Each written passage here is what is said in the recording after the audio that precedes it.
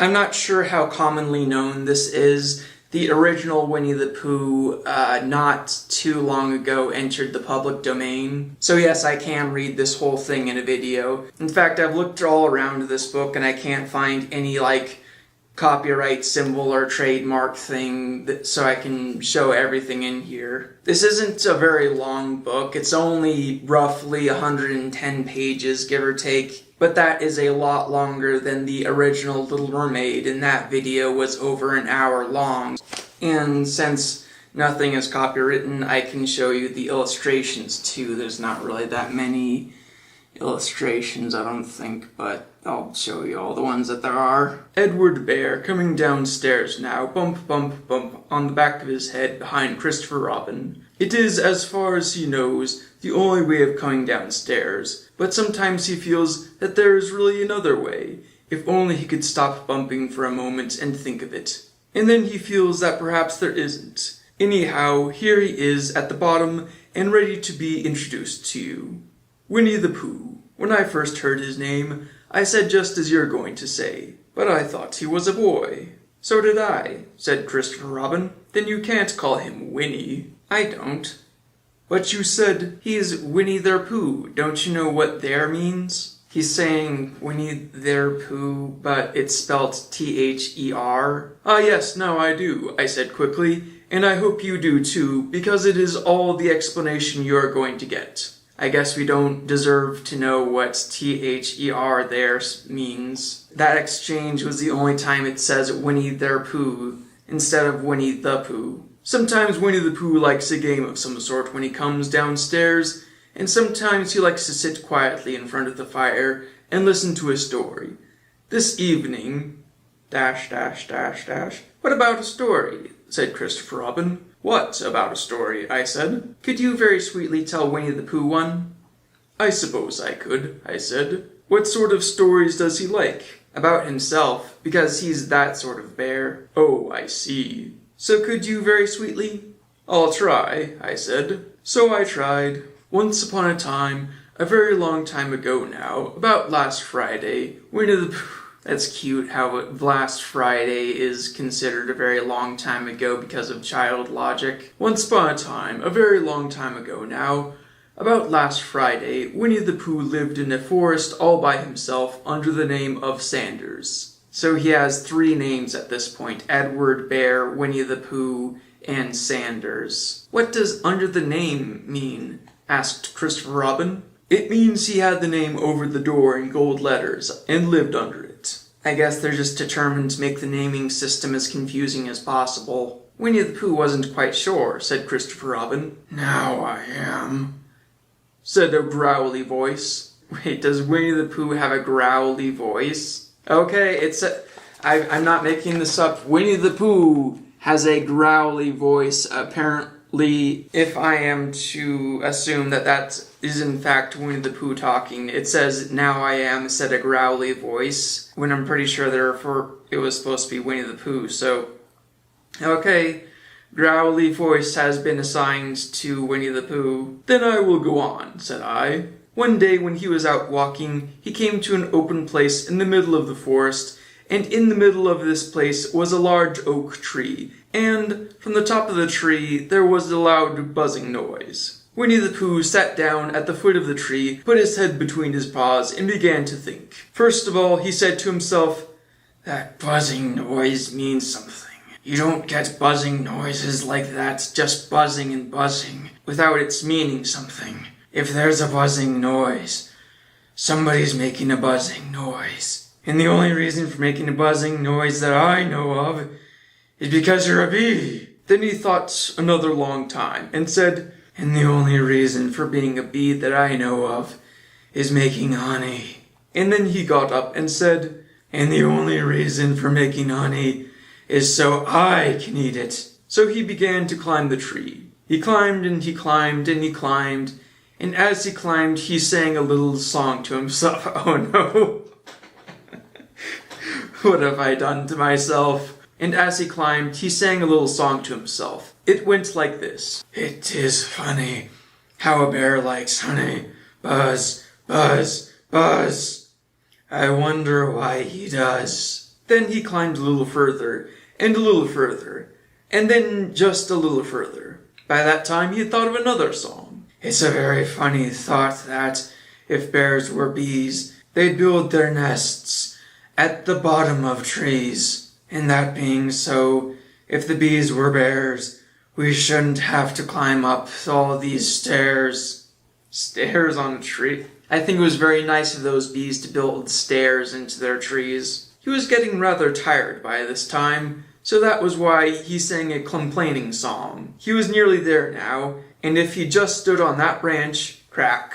"Oh, help!"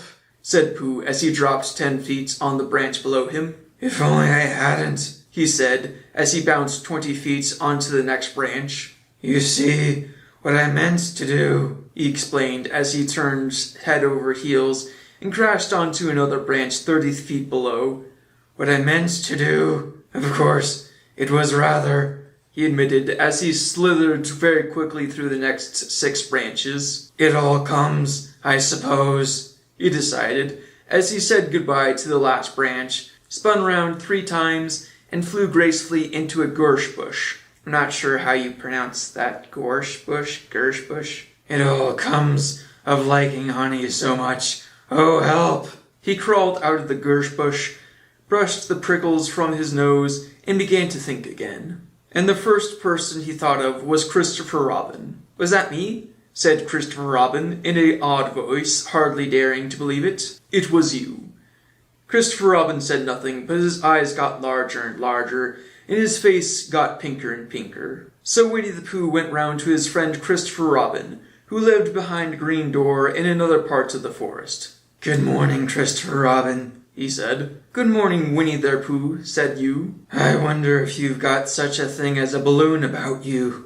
"A balloon?" "Yes, I just said to myself coming along, I wonder if Christopher Robin has such a thing as a balloon about him. I just said it to myself, thinking of balloons and wondering." "What do you want a balloon for?" said you. Winnie the Pooh looked around to see that nobody was listening, put his paw to his mouth, and said in a deep whisper, "Honey."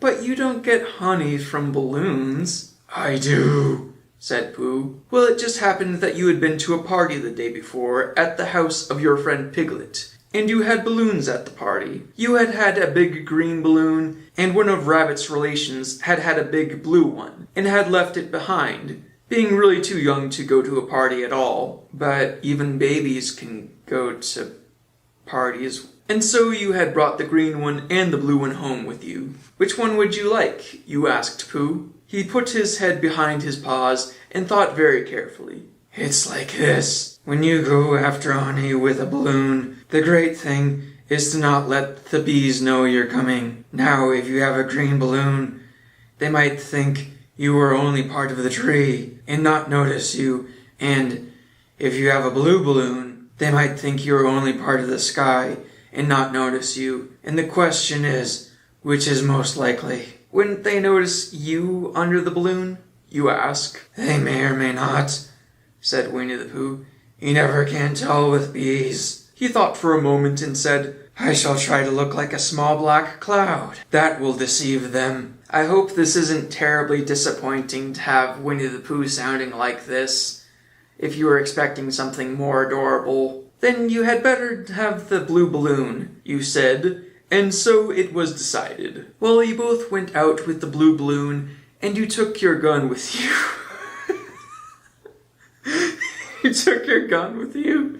Oh, I love it. Apparently, Christopher Robin is packing heat. Well, you both went out with the blue balloon, and you took your gun with you just in case, as you always did. And Winnie the Pooh went to a very muddy place that he knew of, and rolled until he was black all over. And then, when the balloon was blown up as big, and you and Pooh were both holding on to the string, you let go suddenly, and Pooh Bear floated gracefully up into the sky and stayed there, level with the top of the tree, and about 20 feet away from it. "Hooray!" you shouted. "Isn't that fine?" shouted Winnie the Pooh down to you. "What do I look like?" "You look like a bear holding on to a balloon," you said. "Not," said Pooh anxiously, "not like a small black cloud in the blue sky?" "Not very much," Oh, well, perhaps from up here it looks different. And as I say, you never can tell with bees. There was no wind to blow him nearer to the tree, so there he stayed. He could see the honey, he could smell the honey, but he couldn't quite reach the honey. After a little while, he called down to you. Christopher Robin, he said in a loud whisper. Hello? I think the bees suspect something. What sort of thing? I don't know, but something tells me that they're suspicious. Perhaps they think you're after their honey? It may be that.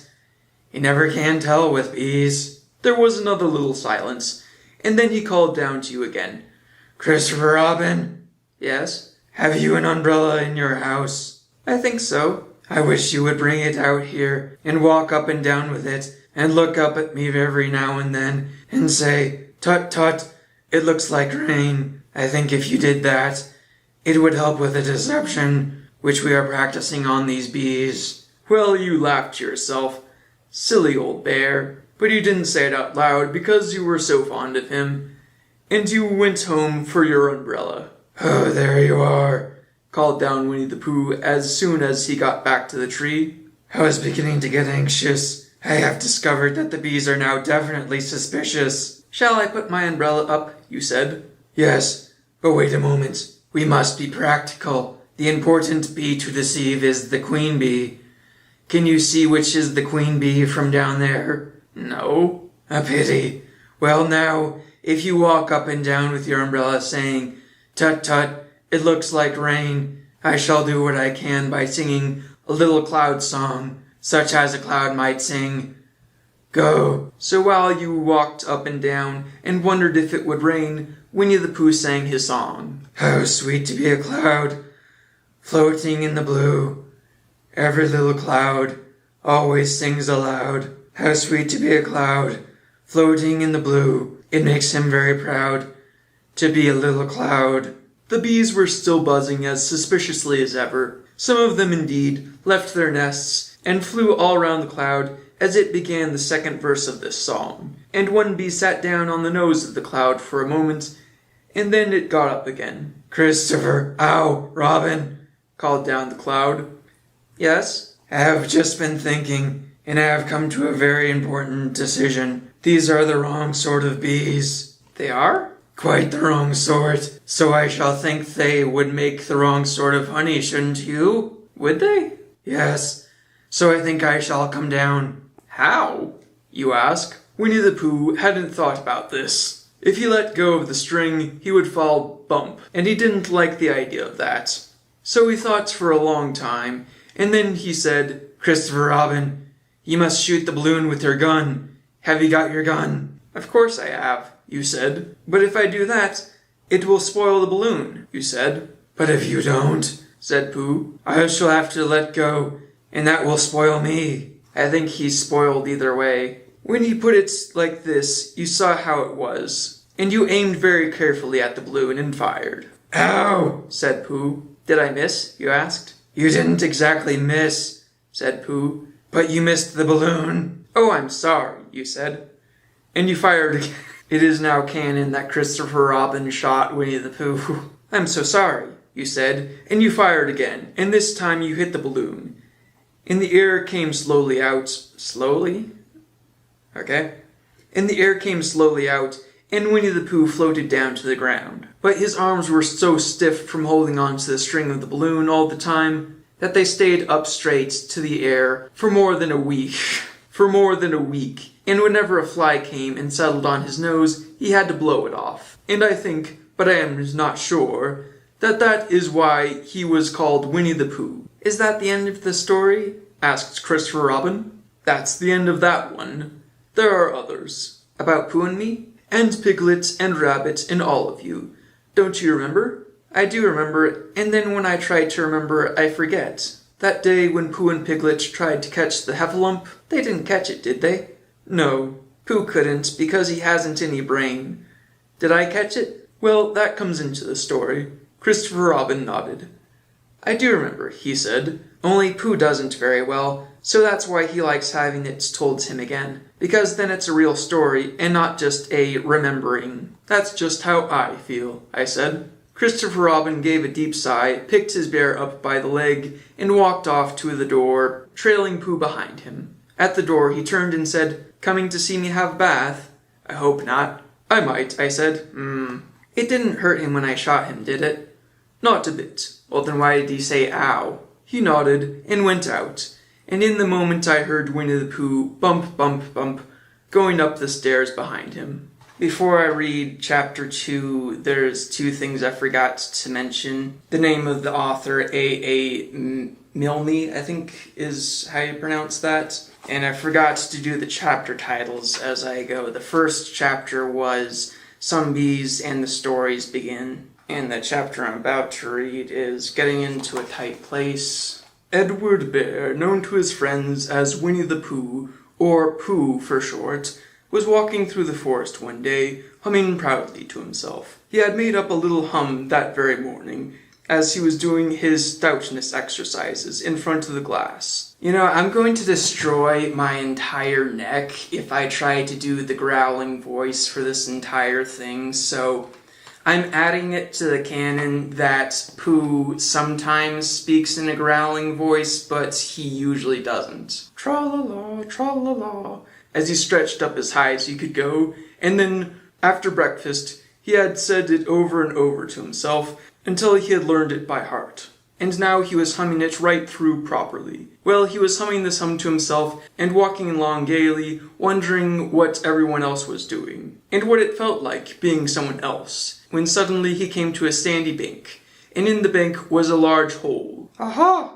said Pooh. "If I know anything about anything, that hole means rabbit," he said. "And rabbit means company, and company means food and listening to me humming, and such like." He bent down, put his head into the hole, and called out, "Is anybody at home?" There was a sudden scuffling noise from inside the hole, and then silence. "What I said was, 'Is anybody at home?'" called out Pooh very loudly. I know it doesn't sound very much like the Winnie the Pooh from the animated films, but the loophole I'm going with is that the book is in the public domain, but the movies aren't, so it's acceptable for me to not sound like the Disney Winnie the Pooh. Remember, the goal is not to emulate the Disney version, so don't judge me based off of my ability to replicate that, please.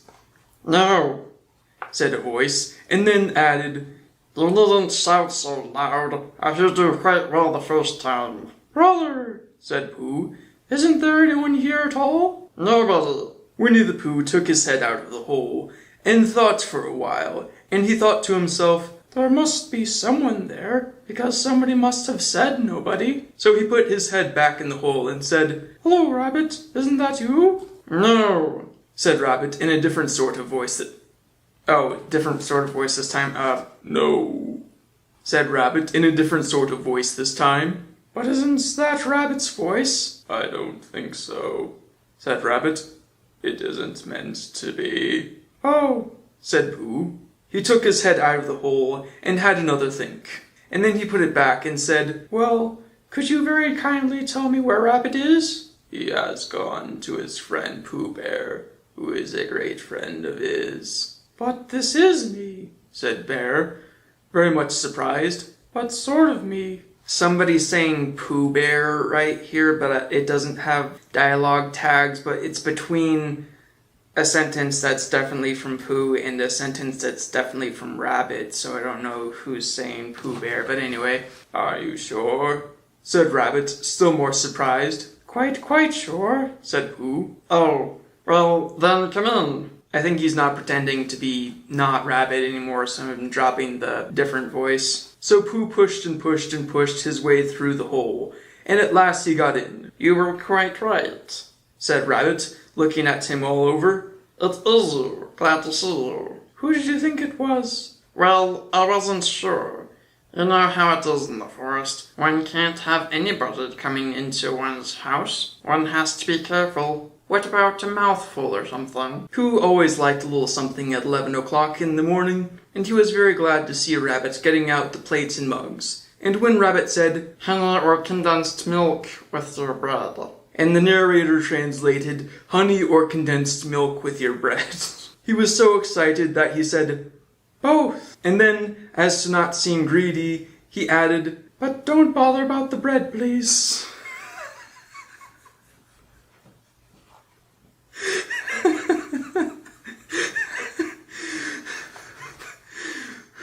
But don't bother about the bread, please. And for a long time after that, he said nothing, until at last, humming to himself in a rather sticky voice, he got up, shook Rabbit lovingly by the paw, and said that he must be going on. Must you? Said Rabbit politely. Well, said Pooh, I could stay a little longer if you... And he tried very hard to look in the direction of the ladder. As a matter of fact, said Rabbit, I was going up myself directly. Oh, well then, I'll be going on. Goodbye. Well, goodbye, if you're sure you won't have any more. Is there any more? Asked Pooh quickly. Rabbit took the covers off the dishes and said, no, there wasn't. I thought not, said Pooh, nodding to himself. Well, goodbye, I must be going on. So he started to climb out of the hole. He pulled with his front paws and pushed with his back paws, and in a little while his nose was out in the open again, and then his ears, and then his front paws, and then his shoulders, and then... Oh, help, said Pooh. I'd better go back. Oh, bother, said Pooh. I shall have to go on. I can't do either. Oh, help and bother. Now by this time, Rabbit wanted to go for a walk too, and finding the front door full, he went out by the back door, and came round to Pooh and looked at him. Hello, are you stuck? He asked. No, said Pooh carelessly. Just resting and thinking and humming to myself. Here, give us a paw. Pooh Bear stretched out a paw, and Rabbit pulled and pulled and pulled. Ow! Cried Pooh. You're hurting. The fact is, you're stuck. It all comes, said Pooh crossly, of not having front doors big enough. It all comes, said Rabbit sternly, of eating too much. I thought all the time, only I didn't like to say anything, that one of us was eating too much, and I knew it wasn't me. Well, I shall go and fetch Christopher Robin. Christopher Robin lived at the other end of the forest, and when he came back with Rabbit, he saw the front half of Pooh, and said, Silly old bear, in such a loving voice that everyone felt quite hopeful again. I was just beginning to think, said Bear, sniffling slightly, that Rabbit might never be able to use his front door again, and I should hate that. So should I, said Rabbit. Use his front door again? Said Christopher Robin. Of course he'll use this front door again. Good, said Rabbit. If we can't pull you out, Pooh, we might push you back. Rabbit scratched his whiskers thoughtfully and pointed out that when once Pooh was pushed back, he was back. And of course nobody was more glad to see Pooh than he was. Still, there it was, some lived in trees and some lived underground, and... You mean I'd never get out? Said Pooh. I mean, said Rabbit, that having got so far, it seems a pity to waste it. And the narrator translated, I mean, that having got so far, it seems a pity to waste it. Christopher Robin nodded. Then there's only one thing to be done, he said. We shall have to wait for you to get thin again. How long does getting thin take? Oh, buddy. Oh, if you only knew, asked Pooh anxiously, not nearly anxiously enough. About a week, I should think. Christopher Robin. But I can't stay here for a week. You can stay here, all right, silly old bear. It's getting you out which is so difficult. We'll read to you, said Rabbit cheerfully, and I hope it won't snow. And I say, old fellow, you're taking up a good deal of room in my house. Do you mind if I use your back legs as a towel horse? Because, they are doing nothing, and it would be very convenient just to hang the towels on them. A week? Said Pooh gloomily. What about meals? I'm afraid no meals, said Christopher Robin, because of getting thin quicker, but we will read to you. Bear began to sigh, and then found he couldn't because he was so tightly stuck, and a tear rolled down his eye as he said, Then would you read a sustaining book, such as would help and comfort a wedged bear in great tightness? So for a week, Christopher Robin read that sort of book at the north end of Pooh, and Rabbit hung his washing on the south end. And in between, Bear felt himself getting slenderer and slenderer. And at the end of the week, Christopher Robin said, "Now!" So he took hold of Pooh's front paws, and Rabbit took hold of Christopher Robin, and all Rabbit's friends and relatives took hold of Rabbit,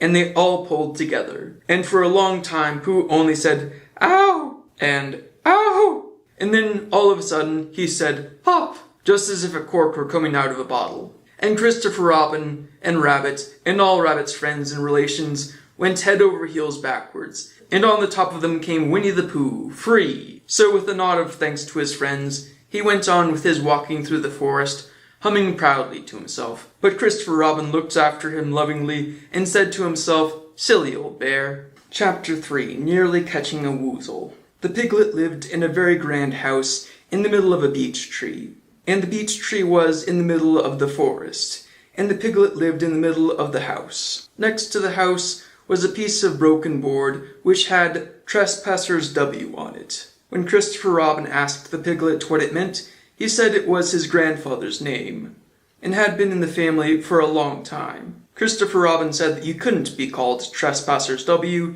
and Piglet said yes you could because his grandfather was, and it was short for Trespassers Will, which was short for Trespassers William, and his grandfather had had two names in case he lost one. Trespassers after an uncle, and William after Trespassers. "I've got two names," said Christopher Robin carelessly. "Well, there you are. That proves it," said Piglet. One fine winter's day, when Piglet was brushing away the snow in front of his house, he happened to look up, and there was Winnie the Pooh.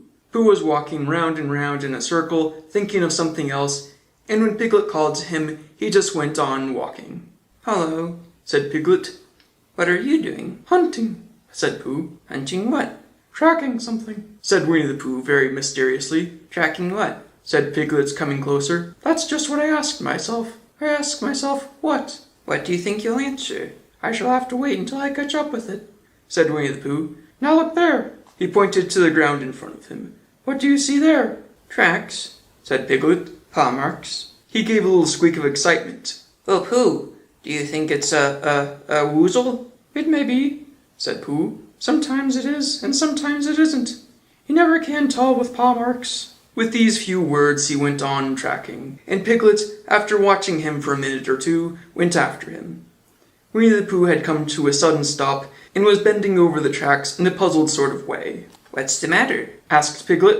"It's a very funny thing," said Bear, "but there seem to be two animals now. This, whatever it was, has been joined by another whatever it is, and the two of them are now proceeding in company. Would you come with me, Piglet, in case they turn out to be hostile animals?" Piglet scratched his ear in a nice sort of way, and said that he had nothing to do until Friday, and would be delighted to come, in case it really was a woozle. "You mean, in case it really is two woozles?" said Winnie the Pooh, and Piglet said that anyhow he had nothing to do until Friday, so off they went together. There was a small spinney of latch trees just here, and it seemed as if the two woozles, if that is what they were, had been going round the spinney. So round the spinney went Pooh and Piglet after them, Piglet passing the time by telling Pooh what his grandfather Trespassers W had done to remove stiffness after tracking, and how his grandfather Trespassers W had suffered in his later years from shortness of breath, and other matters of interest, and Pooh wondered what a grandfather was like, and if perhaps this was two grandfathers they were after now, and, if so, whether he would be allowed to take one home and keep it, and what Christopher Robin would say. And still the tracks went on in front of them. Suddenly, Winnie the Pooh stopped, and pointed excitedly in front of him. "Look!" "What?" said Piglet with a jump, and then, to show that he hadn't been frightened, he jumped up and down once or twice more in an exercising sort of way. "The tracks!" said Pooh. "A third animal has joined the other two." "Pooh!" cried Piglet. "Do you think this is another woozle?" "No," said Pooh, "because it's making different marks. It is either two woozles in one, as it might be Weisel, or two, as it might be Weisels, or one, if it is woozle. Let us continue to follow them." So they went on, feeling just a little anxious now, in case the three animals in front of them were of hostile intent.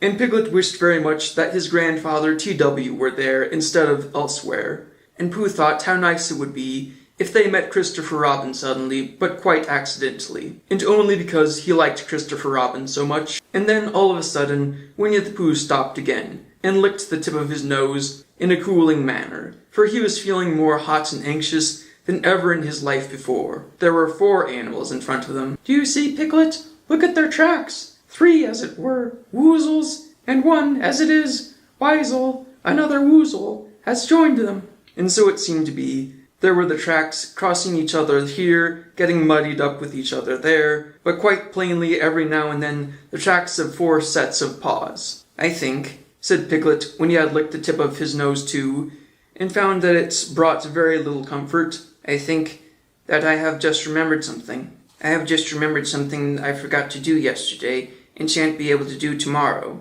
So I suppose I really ought to go back home and do it now. We'll do it this afternoon, and I'll come with you, said Pooh. It isn't the sort of thing you can do in the afternoon, said Piglet quickly. It's a very particular morning thing that has to be done in the morning, and, if possible, between the hours of— what would you say the time was? About 12, said Winnie the Pooh, looking at the sun. Between, as I was saying, the hours of 12 and 5. So really, dear old Pooh, I think you'll excuse me. What's that? Pooh looked up at the sky, and then, as he heard the whistle again, he looked up into the branches of a big oak tree, and then he saw a friend of his. It's Christopher Robin, he said. Ah, then you'll be all right, said Piglet. You'll be quite safe with him.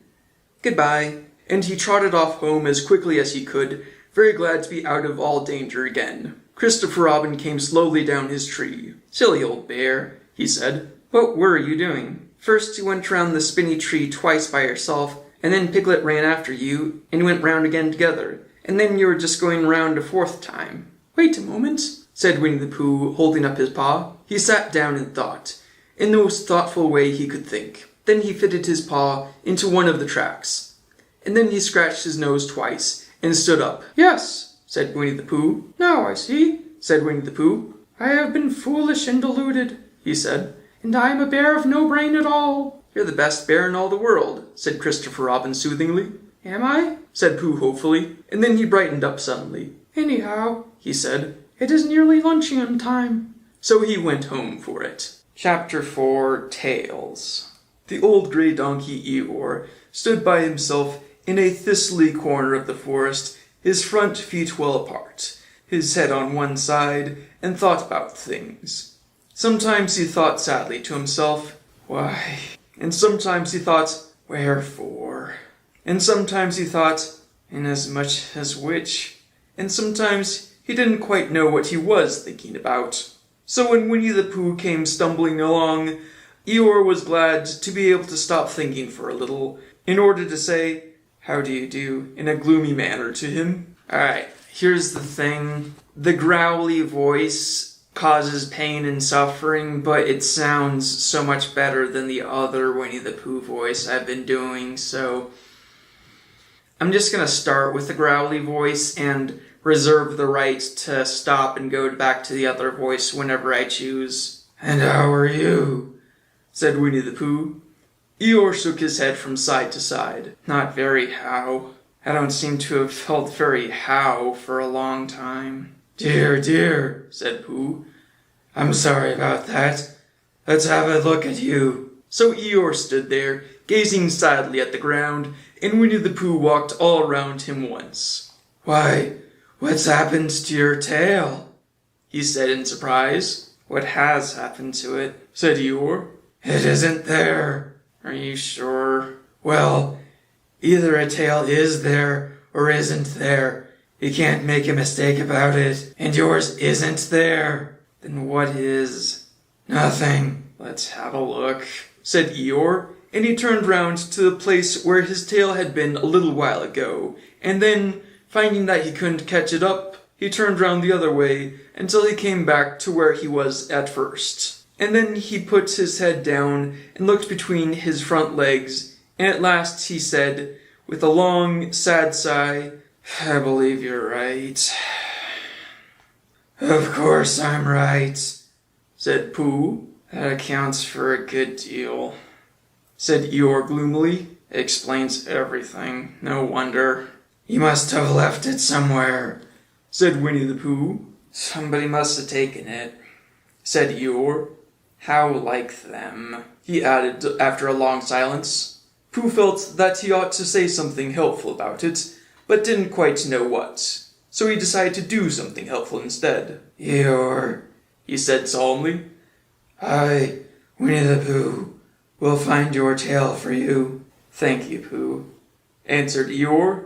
You're a real friend, not like some. So Winnie the Pooh went off to find Eeyore's tail. It was a fine spring morning in the forest as he started out. Little soft clouds played happily in the blue sky, skipping from time to time in front of the sun as if they had come to put it out, and then sliding away suddenly so that the next might have his turn. Through them and between them the sun shone bravely, and a copse which had worn its furs all the year round seemed old and dowdy now beside the new green lace which the beeches had put on so prettily. Through copse and spinney marched Bear, down open slopes of gorse and heather, over rocky beds of streams, up steep banks of sandstone into the heather again, and so at last, tired and hungry, to the 100-acre wood, for it was in the 100-acre wood that Owl lived. And if anyone knows anything about anything, said Bear to himself, it's Owl who knows something about something, or my name's not Winnie the Pooh, which it is, so there you are. Owl lived at the Chestnuts, an old-world residence of great charm, which was grander than anyone else's, or seemed so to Bear, because it had both a knocker and a bell-pull. Under the knocker there was a notice which said, "Please ring if risen is required. Please ring if an resinser. Please ring if an rinser is required. Please ring if an rinser is required." It's atrociously misspelled, so that's why I'm speaking oddly. Under the bell pull there was a notice which said, "Please clunk if an rinser is not required." These notices had been written by Christopher Robin. Boy! This is how you spell? Where's the belt? These notices had been written by Christopher Robin, who was the only one in the forest who could spell. For Owl, wise though he was in many ways, able to read and write and spell his own name, Wall, somehow went all to pieces over delicate words like measles and buttered toast. Apparently he spells his name W-O-L. Winnie the Pooh read the two notices very carefully, first from left to right, and afterwards, in case he had missed some of it, from right to left. Then, to make quite sure, he knocked and pulled the knocker. And he pulled and knocked the bell rope. And he called out in a very loud voice, "Owl! I require an answer. It's Bear speaking." And the door opened, and Owl looked out. "Hello, Pooh," he said. "How's things?" "Terrible and sad," said Pooh, "because Eeyore, who is a friend of mine, has lost his tail, and he's moping about. So could you very kindly tell me how to find it for him?" "Well," said Owl, "the customary procedure in such cases is as follows." "What does crusty money precede cake mean?" said Pooh. "For I am a bear of very little brain, and long words bother me." "It means the thing to do." "As long as it means that, I don't mind," said Pooh humbly. "The thing to do is as follows. First, issue a reward. Then—" "Just a moment," said Pooh, holding up his paw. "What do we do to this? What you were saying? To sneeze, just as you were going to tell me?" "I didn't sneeze." "Yes, you did, Owl." "Excuse me, Pooh, I didn't. You can't sneeze without knowing it." "Well, you can't know it without something having been sneezed." What I said was first issue a reward. You're doing it again, said Pooh sadly. A reward, said Owl very loudly. We write a notice to say that we will give a large something to anyone who finds Owl's tail. I see, said Pooh, nodding his head. Talking about something large, he went on dreamily. I generally have a small something about this time in the morning. And he looked wistfully at the cupboards in the corner of Owl's parlor. Just a mouthful of condensed milk, or what not, with perhaps a lick of honey. Well then, we write out this notice, and we put it up all over the forest. A lick of honey, murmured Bear to himself.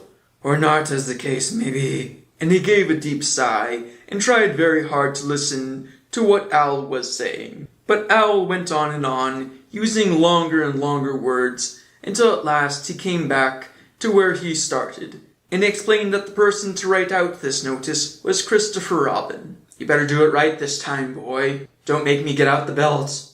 It was he who wrote the ones on my front door for me.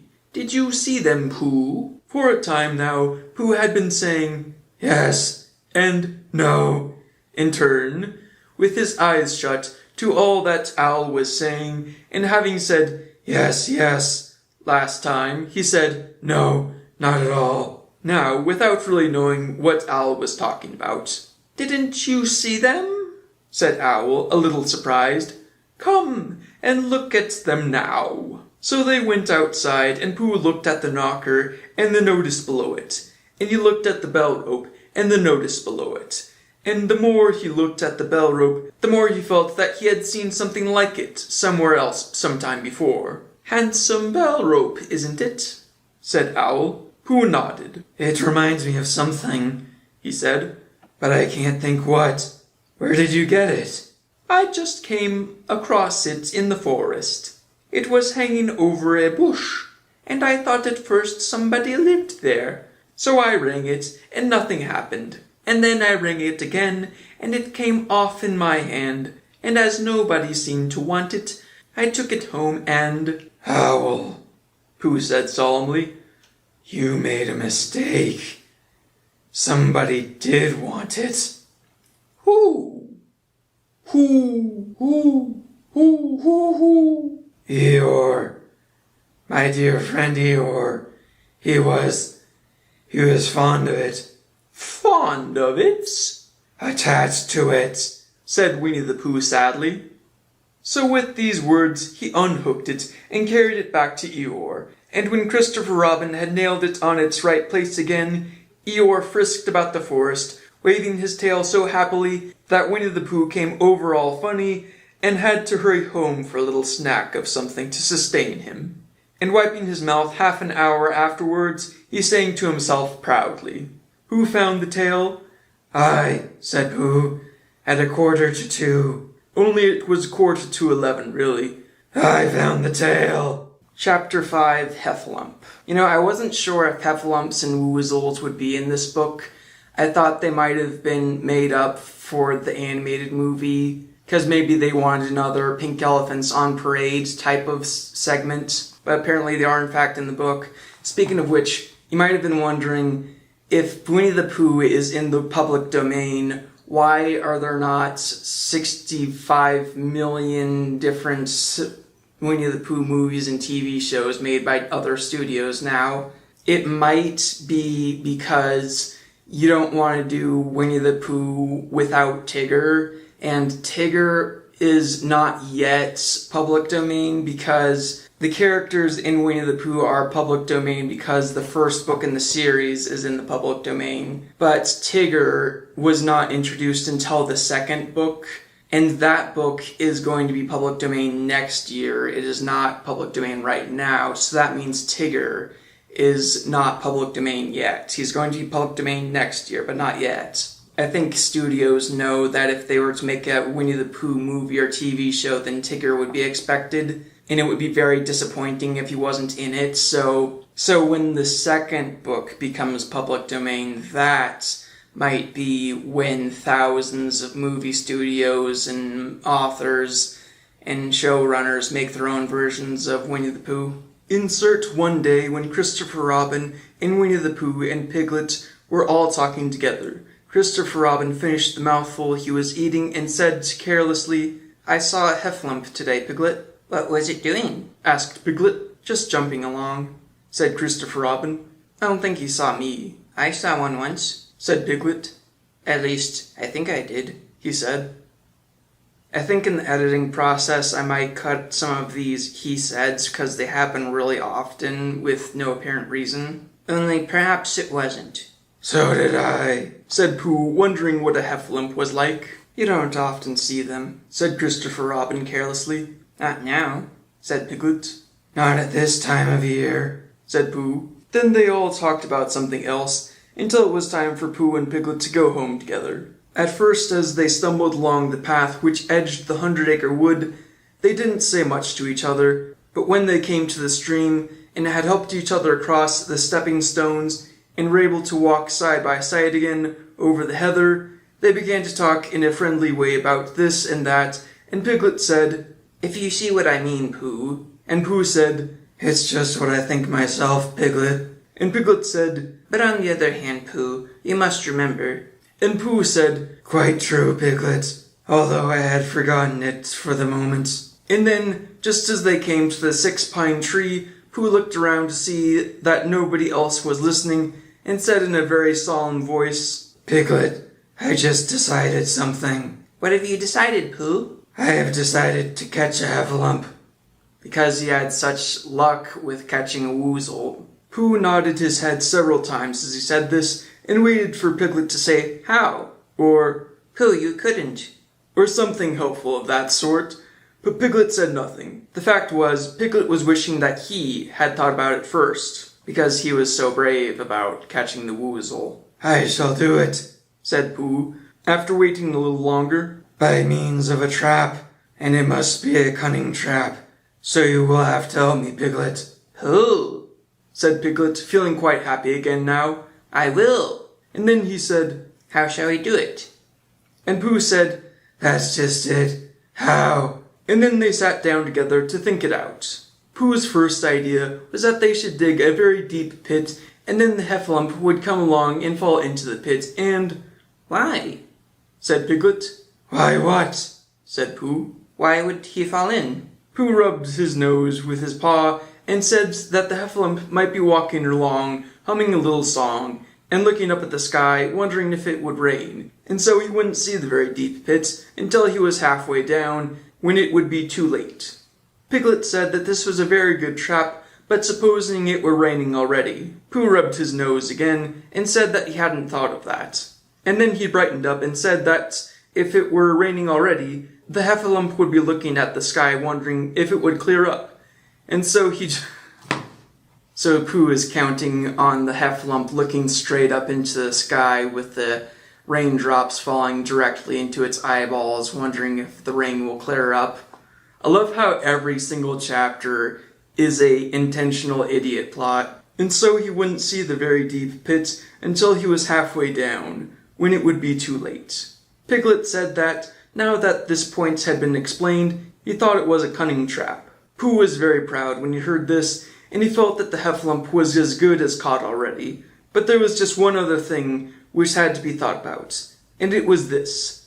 Where should they dig the very deep pit? Piglet said that the best place would be somewhere where a heffalump was, just before he fell into it, only about a foot farther on. "But then he would see us digging it," Pooh said. "Not if you were looking at the sky." "He would suspect," said Pooh. "if he happened to look down." He thought for a long time, and then added sadly, "It isn't as easy as I thought. I suppose that's why heffalumps hardly ever get caught." "That must be it," said Piglet.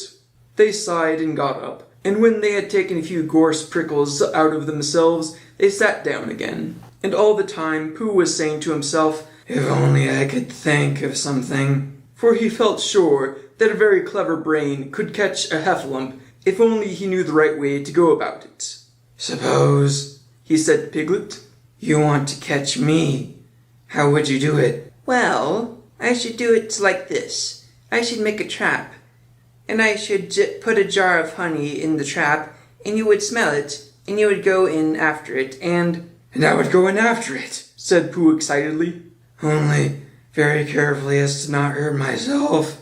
And I would get the jar of honey, and I should look around the edges first of all, pretending that there wasn't any more. Then I should walk away and think about it a little, and then I should come back and start looking in the middle of the jar, and then... Yes, well, never mind about that. There you would be, and there I should catch you. Now, the first thing to think of is, what do heffalumps like? I should think acorns, shouldn't you? We'll get a lot of, I say, wake up, Pooh. Pooh had gone into a happy dream, woke up with a start, and said that honey was a much more trappy thing than acorns. Piglet didn't think so, and they were just going to argue about it when Piglet remembered that if they put acorns in the trap, he would have to find the acorns.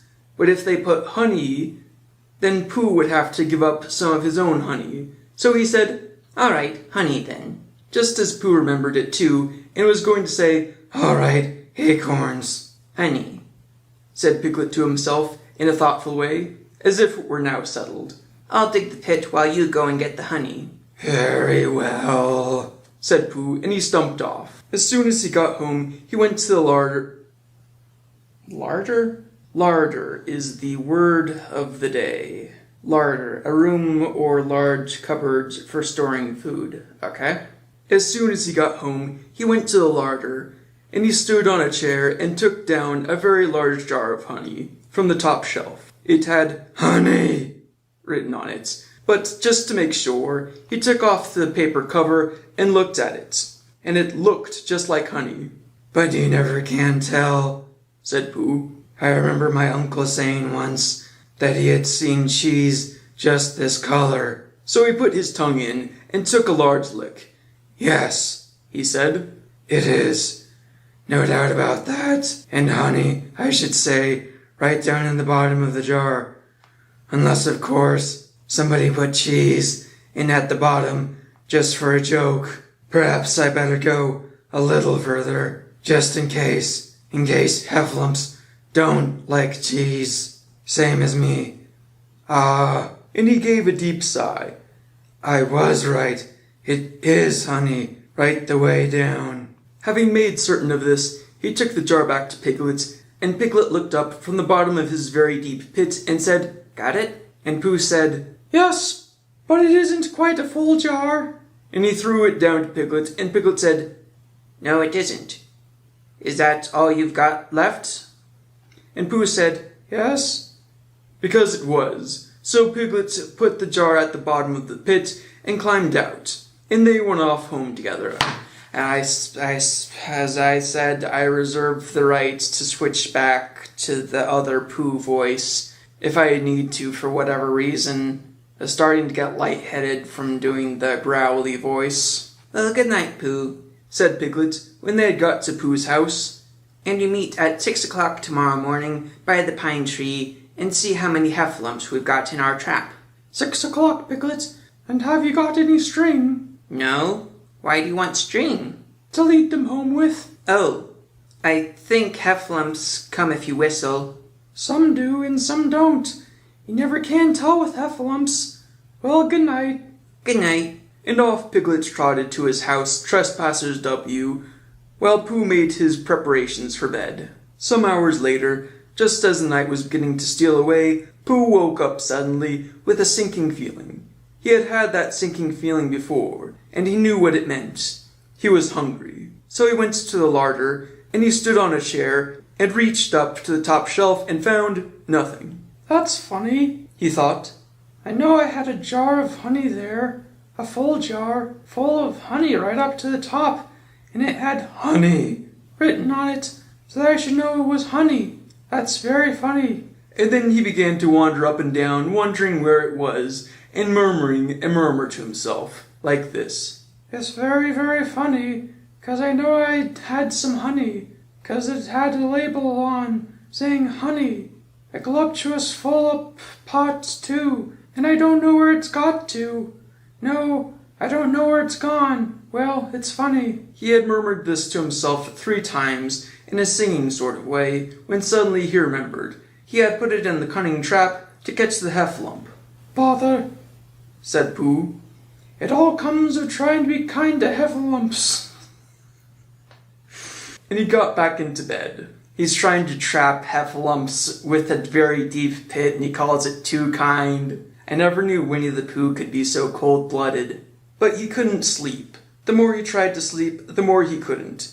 He tried counting sheep, which is sometimes a good way of getting to sleep, and, as that was no good, he tried counting heffalumps, and that was worse. Because every heffalump that he counted was making straight for a pot of Pooh's honey, and eating it all. For some minutes, he lay there miserably, but when the 587th heffalump was licking its jaws and saying to itself, "Very good honey, this. I don't know when I've tasted better," Pooh could bear it no longer. He jumped out of bed, he ran out of the house, and he ran straight to the 6-pine tree. The sun was still in bed, but there was a lightness in the sky over the 100-acre wood, which seemed to show that it was waking up, and would soon be kicking off the clothes. In the half-light, the pine tree looked cold and lonely, and the very deep pit seemed deeper than it was, and Pooh's jar of honey at the bottom was something mysterious, a shape and no more. But as he got nearer to it, his nose told him that it was indeed honey, and his tongue came out and began to polish up his mouth ready for it. "Bother," said Pooh as he got his nose inside the jar. "A heffalump has been eating it." And then he thought a little and said, "Oh no, I did. I forgot." Indeed, he had eaten most of it, but there was a little left at the very bottom of the jar, and he pushed his head right in and began to lick. By and by, Piglet woke up, and as soon as he woke, he said to himself, "Oh." Then he said bravely, "Yes." And then, still more bravely, "Quite so." But he didn't feel very brave, for the word that was really jiggetting about his brain was heffalumps. What was a heffalump like? Was it fierce? Did it come when you whistle? And how did it come? Was it fond of pigs at all? If it was fond of pigs, did it make any difference what sort of pig? Supposing it was fierce with pigs, would it make any difference if the pig had a grandfather called Trespassers William? He didn't know the answer to any of these questions, and he was going to see his first heffalump in about an hour from now. Of course, Pooh would be with him, and it was much more friendly with 2. But suppose heffalumps were very fierce with pigs and bears. Wouldn't it be better to pretend that he had a headache and couldn't go up to see the 6-pine tree this morning? But then suppose that it was a very fine day and there was no heffalump in the trap. Here he would be in bed all the morning, simply wasting his time for nothing. What should he do? And then he had a clever idea. He would go up very quietly to the 6-pine tree now, peep very cautiously into the trap, and see if there was a heffalump there. And if there was, he would go back to bed, and if there wasn't, he wouldn't. So off he went. At first he thought that there wouldn't be a heffalump in the trap, and then he thought that there would. As he got nearer, he was sure that there would, because he could hear it heffalumping about like anything. "Oh dear, oh dear, oh dear," said Piglet to himself, and he wanted to run away. But somehow, having got so near, he felt that he must just see what a heffalump was like. So he crept to the side of the trap and looked in. And all the time, Winnie the Pooh had been trying to get the honey jar off his head. The more he shook it, the more tightly it stuck. "Bother," he said inside the jar, and "Oh, help," and mostly, "Ow." And he tried bumping it against things, but as he couldn't see what he was bumping against, it didn't help him. But all he could see was jar, and not much of it. He couldn't find his way. So at last he lifted up his head, jar and all, and made a loud, roaring noise of sadness and despair. And it was at that moment that Piglet looked down. "Help, help," cried Piglet. "A heffalump, a horrible heffalump." And he scampered off as hard as he could, still crying out, "Help, help, a horrible heffalump. Huff, huff, and a hellable huffalump. Hole, hole, a horrible hellarump." And he didn't stop crying and scampering until he got to Christopher Robin's house. "Whatever is the matter, Piglet?" said Christopher Robin, who was just getting up. Half, said Piglet, breathing so hard that he could barely speak. A half a lump. Where? Up there, said Piglet, waving his paw. What did it look like? Like, it had the biggest head you ever saw, Christopher Robin. A great enormous thing, like nothing. A huge big, well, like like an enormous big nothing, like a jar. Well, said Christopher Robin, putting on his shoes, I shall go and look at it. Come on. Piglet wasn't afraid if he had Christopher Robin with him, so off they went. I can hear it, can't you? Said Piglet anxiously as they got near. I can hear something, said Christopher Robin. It was Pooh bumping his head against a tree root he had found. There, said Piglet. Isn't it awful? And he held tight to Christopher Robin's hand. Suddenly, Christopher Robin began to laugh. And he laughed. And he laughed. And he laughed. And while he was still laughing, crash went the hefflump's head against the tree root. Smash went the jar, and out came Pooh's head. Then Piglet saw what a foolish piglet he had been, and he was so ashamed of himself that he ran straight off home and went to bed with a headache. But Christopher Robin and Pooh went home to breakfast together. "Oh, Bear," said Christopher Robin, "how I do love you." "So do I," said Pooh. I know a while ago I did the first 2 chapters of the original Peter Pan, and then I never did the rest of it, but that was because I read a little bit past the 2nd chapter, and I took issue with it. But this is different. Chapter 6, 1 birthday, 2 presents. Eeyore, the grey donkey, stood by the side of the stream and looked at himself in the water. "Pathetic," he said. "That's what it is. Pathetic." He turned and walked slowly down the stream for 20 yards, splashed across it, and walked slowly back to the other side. Then he looked at himself in the water again. "As I thought. No better from this side. But nobody minds. Nobody cares. Pathetic, that's what it is." There was a cracking noise in the bracken behind him, and out came Pooh. "Good morning, Eeyore," said Pooh. "Good morning, Pooh Bear," said Eeyore gloomily. "If it is a good morning, which I doubt." "Why, what's the matter?" "Nothing, Pooh Bear, nothing. We can't all, and some of us don't. That's all there is to it." "We can't all what?" said Pooh, rubbing his nose. "Gaiety, song and dance. Here we go round the mulberry bush." "Oh," said Pooh. He thought for a long time, and then asked, "What mulberry bush is that?" "Bonhomie," went on Eeyore gloomily. "French word meaning bonhomie," he explained.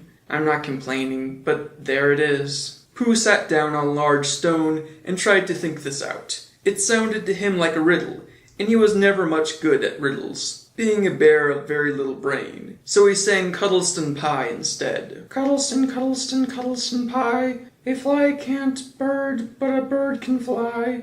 Ask me a riddle, and I reply. Cuddleston, Cuddleston, Cuddleston Pie." That was the first verse. When he had finished it, Eeyore didn't say that he didn't like it, so Pooh very kindly sang the second verse to him. "Cuddleston, Cuddleston, Cuddleston Pie. A fish can't swim, but neither can I.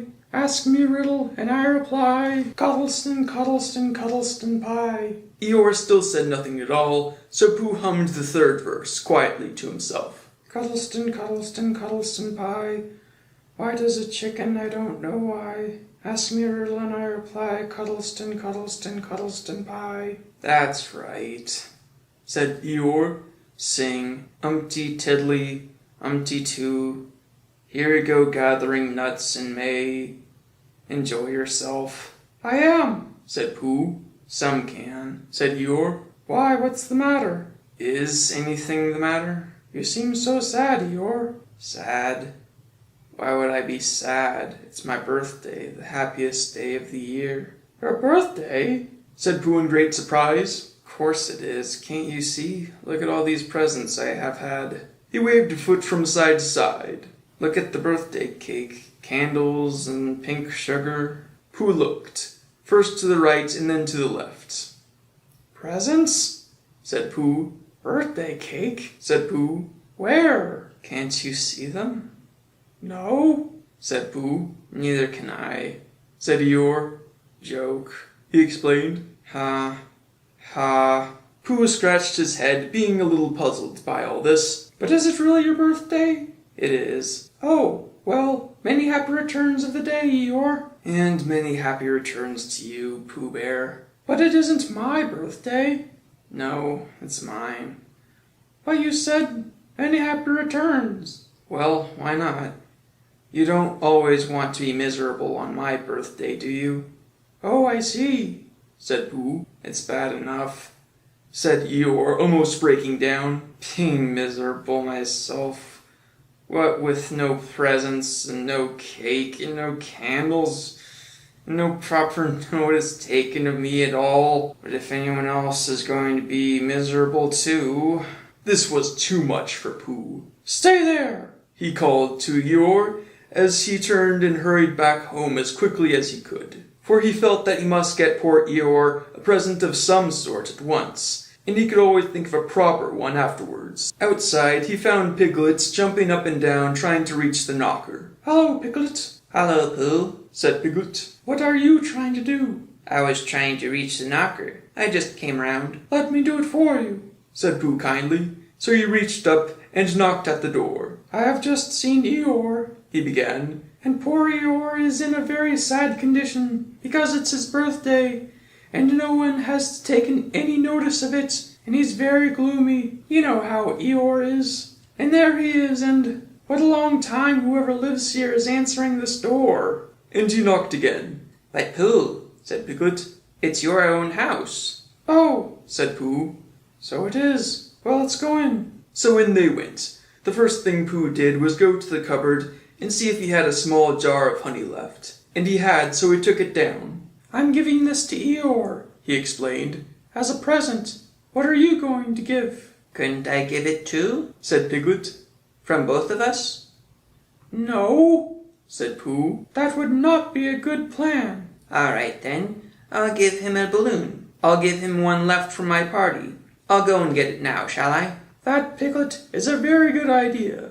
It is just what Eeyore wants to cheer him up. Nobody can be uncheered with a balloon. So off Piglet trotted, and in the other direction went Pooh with his jar of honey. It was a warm day, and he had a long way to go. He hadn't gone more than halfway when a sort of funny feeling began to creep all over him. It began at the tip of his nose and trickled all the way through him and out at the soles of his feet. It was just as if somebody inside him were saying, "Now then, Pooh, time for a little something." Dear, dear, Said Pooh. I didn't know it was as late as that. So he sat down and took the top off his jar of honey. Lucky I brought this with me. He thought. Many a bear going out on a warm day like this would never have thought of bringing a little something with him. And he began to eat. He had one job, Pooh.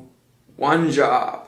This isn't even the first plan that's been ruined by him eating honey that was supposed to be for someone else. Now let me see, He thought, as he took his last lick of the inside of the jar. where was I going? Ah, yes, Eeyore. He got up slowly. And then suddenly he remembered. He had eaten Eeyore's birthday present. Bother, what shall I do? I must give him something. For a little time while he couldn't think of anything, then he thought, Well, it's a very nice pot, even if there's no honey in it.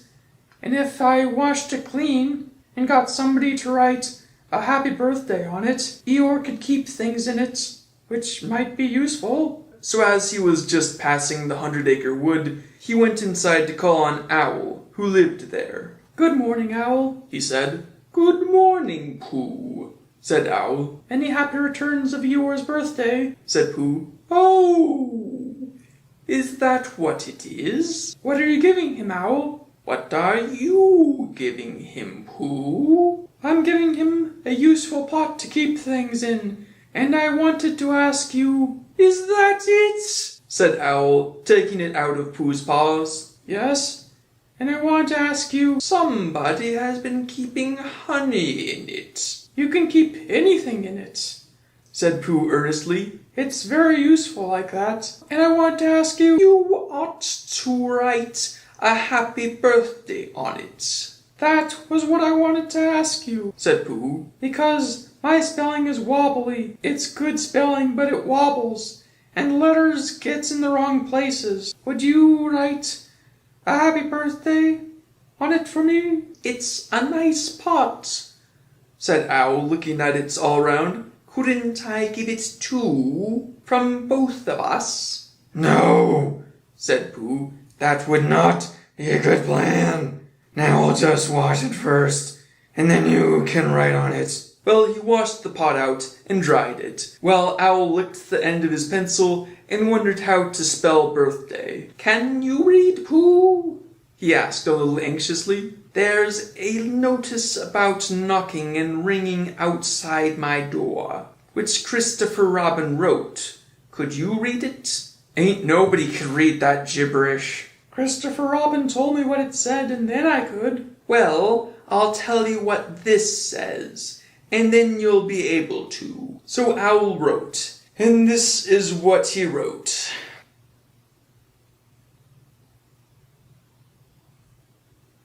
Hippy pappy hippy pappy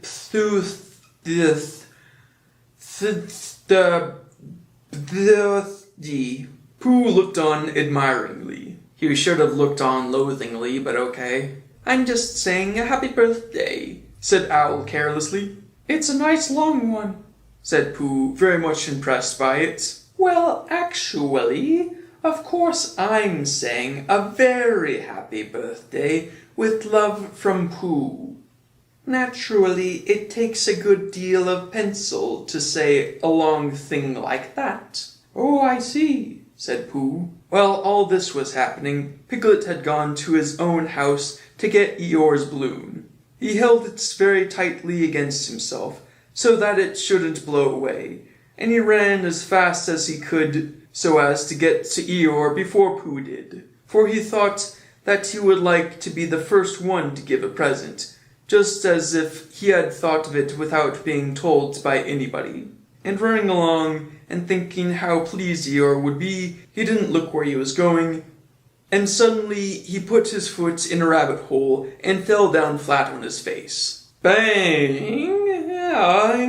It has 3 exclamation points, 3 question marks, 3 stars, and then 3 more exclamation points. Piglet lay there, wondering what had happened. At first he thought that the whole world had blown up, and then he thought that perhaps only the forest part of it had, and then he thought that perhaps only he had, and he was now alone in the moon or somewhere, and would never see Christopher Robin or Pooh or Eeyore again. And then he thought, well, if I'm on the moon, I needn't be face down all the time. So he got cautiously up and looked about him. He was still in the forest. Well, that's funny, he thought. I wonder what that bang was. I couldn't have made such a noise just falling down. And where's my balloon? And what's that small piece of damp rag doing? It was the balloon. Oh dear, said Piglet. Oh dearie, dear. Well, it's too late now. I can't go back. And I haven't another balloon. And perhaps Eeyore doesn't like balloons so very much. So he trotted on, rather sadly now, and down he came to the side of the stream where Eeyore was, and called out to him. Good morning, Eeyore, shouted Piglet. Good morning, little Piglet, said Eeyore. If it is a good morning, which I doubt, not that it matters. Many happy returns of the day, said Piglet, having now got closer. Eeyore stopped looking at himself in the stream and turned to stare at Piglet. Just say that again, he said. Wait a moment. Balancing on 3 legs, he began to bring his 4th leg very cautiously up to his ear. I did this yesterday, he explained as he fell down for the 3rd time. It's quite easy. It's so as I can hear better. There, that's done it. Now then, what were you saying? He pushed his ear forwards with his hoof. Many happy returns of the day, said Piglet again. Meaning me? Of course, Eeyore. My birthday? Yes. Me having a real birthday? Yes, Eeyore, and I have brought you a present. Eeyore took down his right hoof from his right ear and turned round and with great difficulty put up his left hoof. I must have that in the other ear, he said. Now then. A present, said Piglet very loudly. meaning me again? Yes, my birthday still. Of course, Eeyore. Me going on having a real birthday? Yes, Eeyore, and I brought you a balloon. Balloon? You didn't say balloon.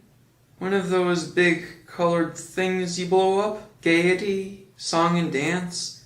Here we are and there we are? Yes, but I'm afraid I'm very sorry, Eeyore.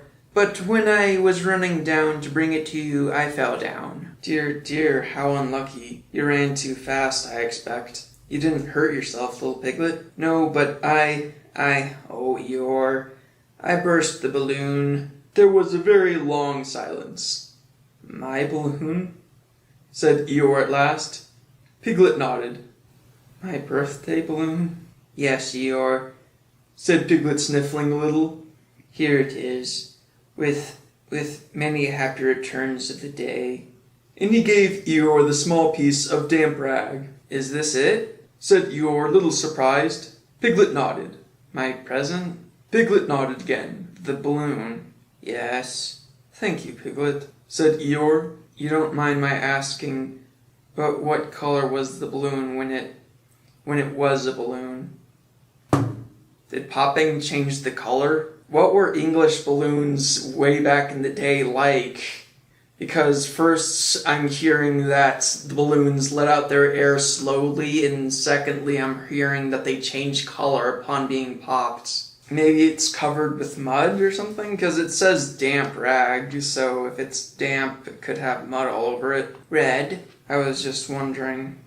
Red, he murmured to himself. My favorite color. How big was it? About as big as me. I just wondered. About as big as Piglet, he said to himself sadly. My favorite size. Well. Piglet felt very miserable, and he didn't know what to say. He was still opening his mouth to begin something, and then deciding that it wasn't any good saying that, when he heard a shout from the other side of the river, and there was Pooh. Any happy returns of the day? Called out Pooh, forgetting that he had said it already. Thank you, Pooh. I'm having them, said Eeyore gloomily. I've brought you a little present, said Pooh excitedly. I've had it. Pooh had now splashed across the stream to Eeyore, and Piglet was sitting a little way off, his head in his paws, snuffling to himself. It's a useful pot, said Pooh. Here it is, and it's got a very happy birthday with love from Pooh written on it. That's what all the writing is, and it's for putting things in. There. When Eeyore saw the pot, he became quite excited. Why, he said, I believe my balloon will just go into that pot. Oh no, Eeyore, said Pooh. Balloons are much too big to go into pots. What you do with the balloon is you hold the balloon. Not mine, said Eeyore proudly. Look, Piglet. And as Piglet looked sorrowfully around, Eeyore picked the balloon up with his teeth and placed it carefully in the pot, picked it out, and put it on the ground, and then picked it up again and put it carefully back. So it does, said Pooh. It goes in. So it does, said Piglet. And it comes out. Doesn't it? Said Eeyore. It goes in and out like anything. I'm very glad, said Pooh happily, that I thought of giving you a useful pot to put things in. I'm very glad, said Piglet happily, that I thought of giving you something to put in a useful pot.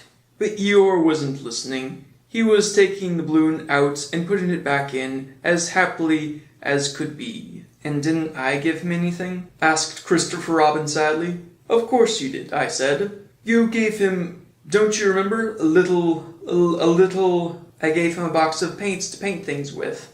That was it. Why didn't I give it to him in the morning? You were so busy getting this party ready for him. He had a cake with icing on the top, and 3 candles, and his name in pink sugar, and... Yes, I remember, said Christopher Robin. Chapter 7. Kangaroo. Nobody seemed to know where they came from, but there they were in the forest. Kanga and Baby Roo. When Pooh asked Christopher Robin, How do they come here? Christopher Robin said, In the usual way, if you know what I mean, Pooh. And Pooh, who didn't, said, Oh!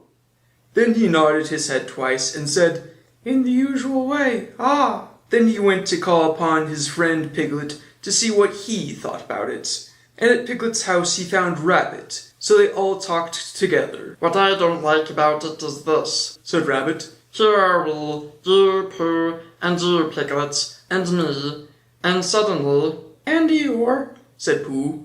and Eeyore, and then suddenly, and Owl, said Pooh. and Owl, and then all of a sudden, oh, and Eeyore, said Pooh. I was forgetting him. here we are, said Rabbit very slowly and carefully. all of us, and then suddenly, we wake up one morning, and what do we find? We find a strange animal among us. An animal of whom we have never heard before. An animal who carries her family about with her in her pocket. Suppose I carried my family with me in my pocket. How many pockets should I want? 16, said Piglet. 17, isn't it? Said Rabbit. And one more for a handkerchief. That's 18. 18 pockets in one suit. I haven't time. There was a long and thoughtful silence. And then Pooh, who had been frowning very hard for some minutes, said, I make it 15. "Oh, he considers Rabbit his family. Oh. His math is abysmal because he put 15 after 18, but we'll forgive that, I guess. What? Said Rabbit. 15. 15 what? Your family. What about them? Pooh rubbed his nose and said that he thought Rabbit had been talking about his family. Did I? Said Rabbit carelessly. Yes, you said. Never mind, Pooh. Said Piglet impatiently. The question is, what are we to do about Kinga? Oh, I see. Said Pooh. The best way Said Rabbit. would be this. The best way would be to steal baby. The best way would be to steal Baby Roo and hide him. And then when Kanga says, "Where's Baby Roo?" we say, "Aha!" And because the audience couldn't believe what they were hearing, the narrator translated, the best way would be to steal Baby Roo and hide him, and then when Kanga says, "Where's Baby Roo?" we say, "Aha." I don't remember any kidnappings happening in the Disney version. I expect Christopher Robin to write the most atrociously misspelled ransom letter, talking about pots of honey and bushels of carrots being demanded. Aha! Said Pooh, practicing. Aha! Aha! Of course. He went on. We could say aha even if we hadn't stolen Baby Roo. Who? Said Rabbit kindly. You haven't any brain. Can you imagine what he would have said if he wasn't being kindly? I know. Said Pooh humbly. We say aha so that Kanga knows that we know where Baby Roo is. Aha means we'll tell you where Baby Roo is if you promise to go away from the forest and to never come back. Now don't talk while I think. Going into Winnie the Pooh, I had no idea that banishments would be ransom demands for a baby kidnapping, especially since Kanga hasn't done anything to warrant any of this. They just see a new person and their first instinct is she is a gaijin, we must kidnap her child and send her away. Pooh went into a corner and tried saying, "Aha!"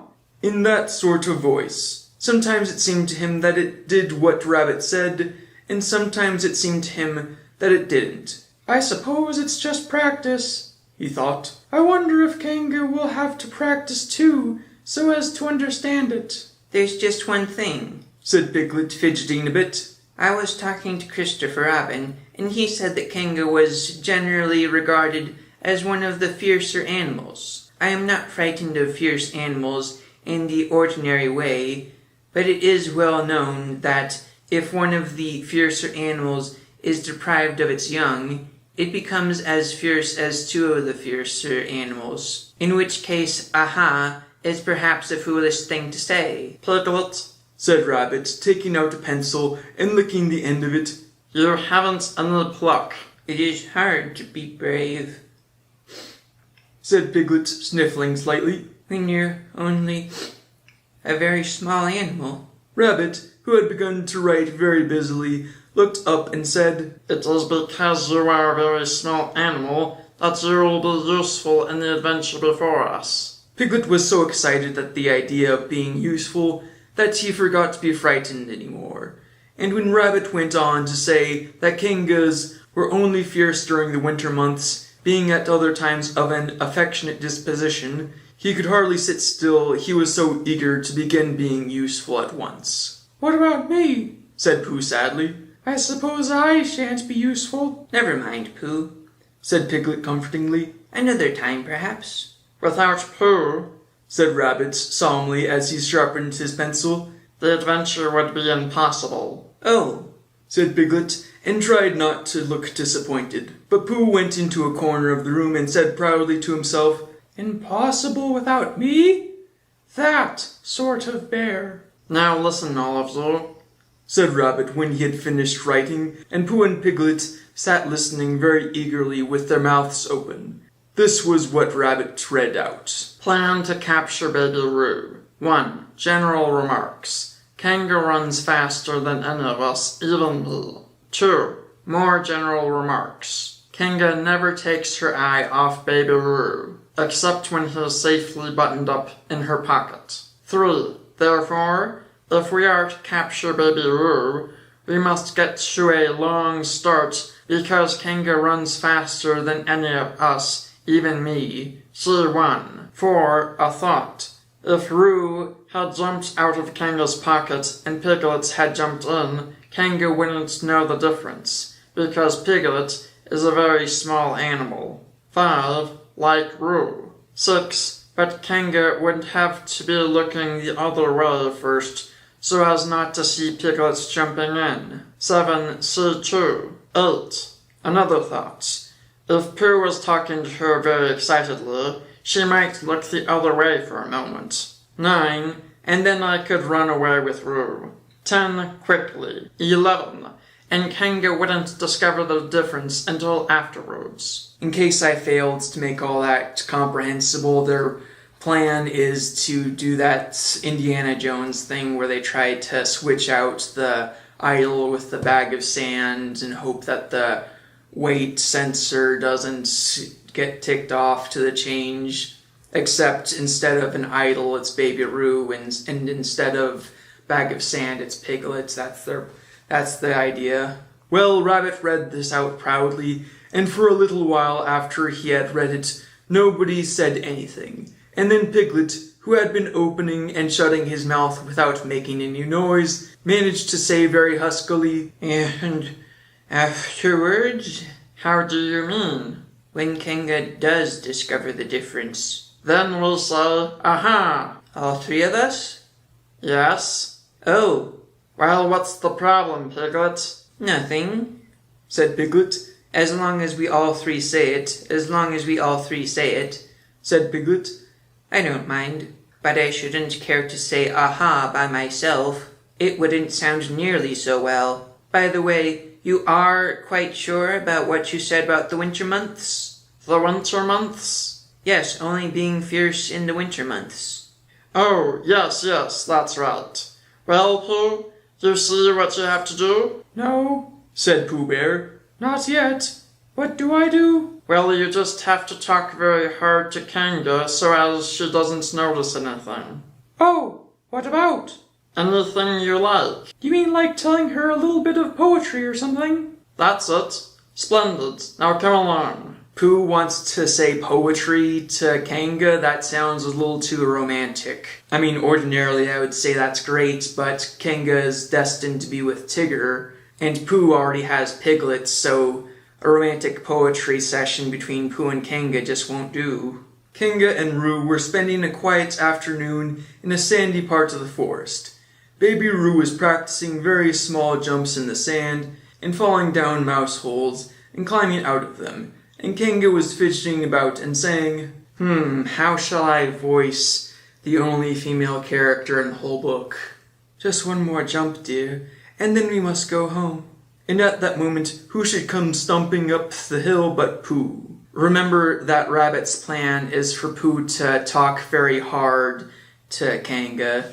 So, Good afternoon, Kanga. good afternoon, Pooh. Now I have to voice Roo, too. Look at me jumping. Squeaked Roo and fell into another mouse hole.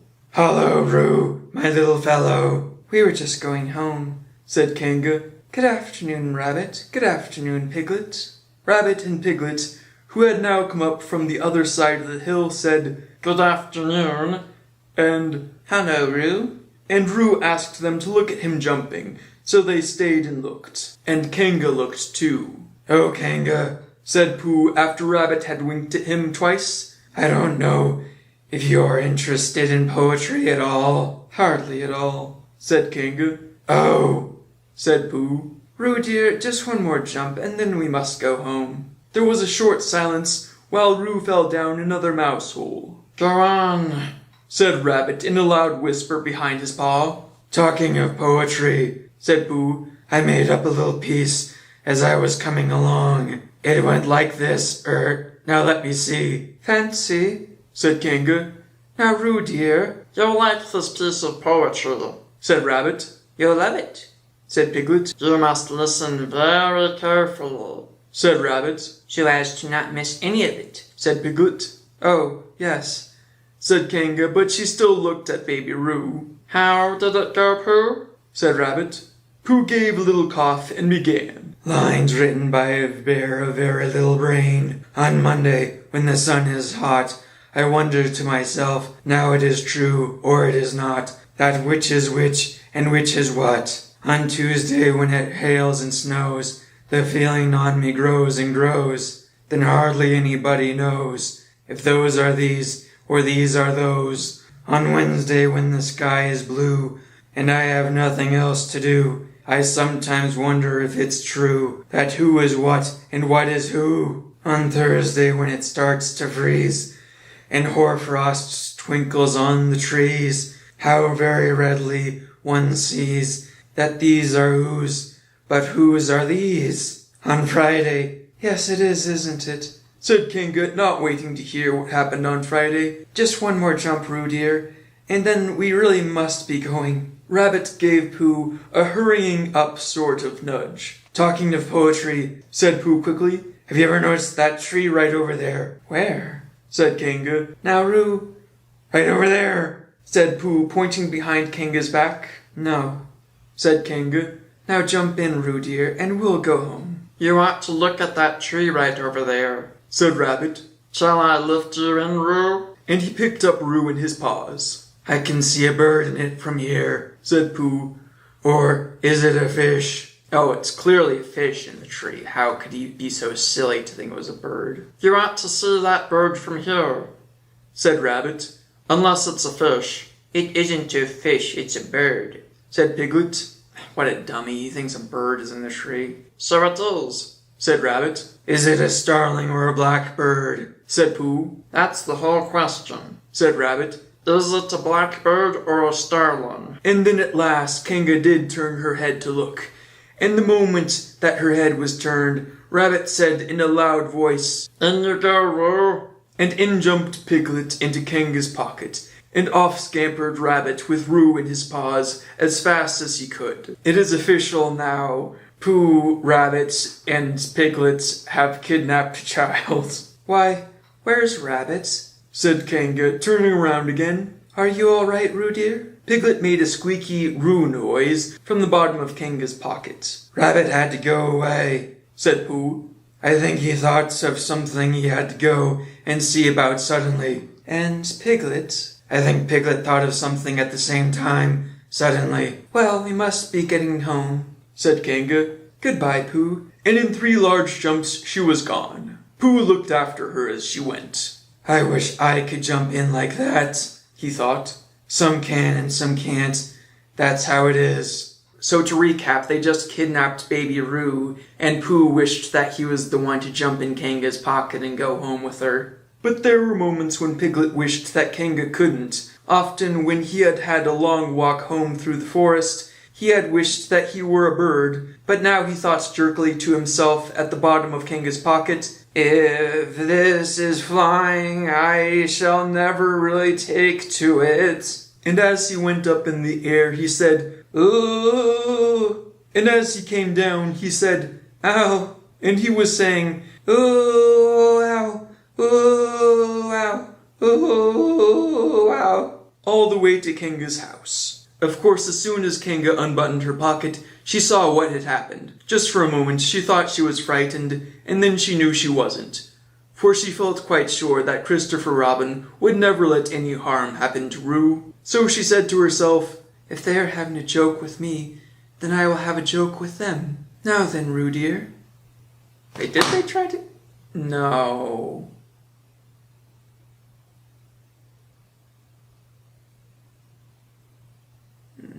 No. The concept of Kanga playing along with Piglet in place of Roo, it scratched the far back recesses of my memory banks. They did actually do this in the animated Disney version. It was 2003, I believe, Piglet's Big Movie. I just looked up the scene from that. Apparently in the Disney version, they kidnapped baby Roo because they were afraid Kanga would eat them. I didn't get the full context because I just watched a few scenes here and there, but weird thing is, Tigger was a part of that scheme, even though according to the first Winnie the Pooh movie that Disney made, they met Tigger after Kanga, but this looked like they were meeting Kanga and Roo for the first time. So I was wrong before when I said that I don't remember kidnapping being in the animated Disney version. "Now then, Roo dear," she said as she took Piglet out of her pocket. "Bedtime." "Aha," said Piglet, as well as he could after his terrifying journey. But it wasn't a very good "aha," and Kanga didn't seem to understand what it meant. "But first," said Kanga in a cheerful voice. "Aha," said Piglet again, looking round anxiously for the others. But the others weren't there. Rabbit was playing with baby Roo in his own house, and feeling more fond of him every minute. And Pooh, who had decided to be a Kanga, was still in the sandy place on the top of the forest, practicing jumps. "I'm not at all sure," said Kanga in a thoughtful voice, "that it wouldn't be a good idea to have a cold bath this evening. Would you like that, Roo dear?" Piglet, who had never been really fond of baths, shuddered a long, indignant shudder, and said in as brave a voice as he could, "Kanga, I see the time has come to speak plainly." "Funny little Roo," said Kanga as she got the bath water ready. "I am not Roo," said Piglet loudly. "I am Piglet." "Yes, dear, yes," said Kanga soothingly, and imitating Piglet's voice too. So clever of him. She went on as she took a large bar of yellow soap out of the cupboard. "What will he do next?" "Can't you see?" shouted Piglet. "Haven't you got eyes? Look at me." "I am looking, Roo dear," said Kanga rather severely. "And you know what I told you yesterday about making faces. If you go on making faces like Piglet's, you'll grow up to look like Piglet, and then think how sorry you will be. Now then, into the bath, and don't let me have to speak to you about it again." Before he knew where he was, Piglet was in the bath, and Kanga was scrubbing him firmly with a large lathery flannel. "Ow!" cried Piglet. "Let me out, I'm Piglet." "Don't open the mouth, dear, or the soap goes in," said Kanga. "There, what did I tell you?" You did it on purpose," said Piglet, as soon as he could speak again, and then accidentally had another mouthful of lathery flannel. "That's right, dear, don't say anything," said Kanga, and in another minute Piglet was out of the bath and being rubbed dry with the towel. "Now," said Kanga, "there's your medicine, and then bed." "What medicine?" said Piglet. "To make you grow up big and strong, dear. You don't want to grow up small and weak like Piglet, do you?" "You don't want to grow up all small and weak like Piglet, do you? Well then." At that moment there was a knock at the door. "Come in," said Kanga, and in came Christopher Robin. "Christopher Robin, Christopher Robin," cried Piglet. "Tell Kanga who I am." She keeps saying I'm Roo. I'm not Roo, am I? He doesn't even know anymore. Christopher Robin looked at him very carefully and shook his head. You can't be Piglet, because I just saw Piglet playing in Rabbit's house. You must be Roo. I don't know why he's hallucinating about being Piglet. No, cried Piglet. I just came to deliver some of Roo's medicine. Now I need to go to Piglet's house to give him something very special. Goodbye, Kanga. Goodbye, Roo, Christopher Robin said, and out he went through the door. Christopher Robin, help, help, Piglet said, banging his fist against the closed and now locked door. The months went by, and they were coming closer and closer to winter time, when Kangas were said to be the most fierce. And then one day, Kanga said to Piglet, I think we better leave this place. Pooh and Rabbit keep shouting aha at me. I don't know what it means, but it's getting rather aggressive, and I think that this isn't the right place for us. Okay, show of hands, how many of you actually thought I was reading that from the book?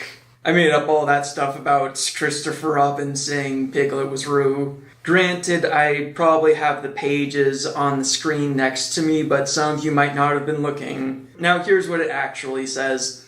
Christopher Robin looked at him very carefully and shook his head. You can't be Roo, he said, because I've just seen Roo playing in Rabbit's house. Well, said Kanga, fancy that. Fancy me making a mistake like that. There you are, said Piglet. I've told you so. I'm Piglet. Christopher Robin shook his head again. Oh, you're not Piglet, he said. I know Piglet well, and he is quite a different color. Wait, are they actually doing this? Piglet began to say that this was because he had just had a bath, and then he thought that perhaps he wouldn't say that.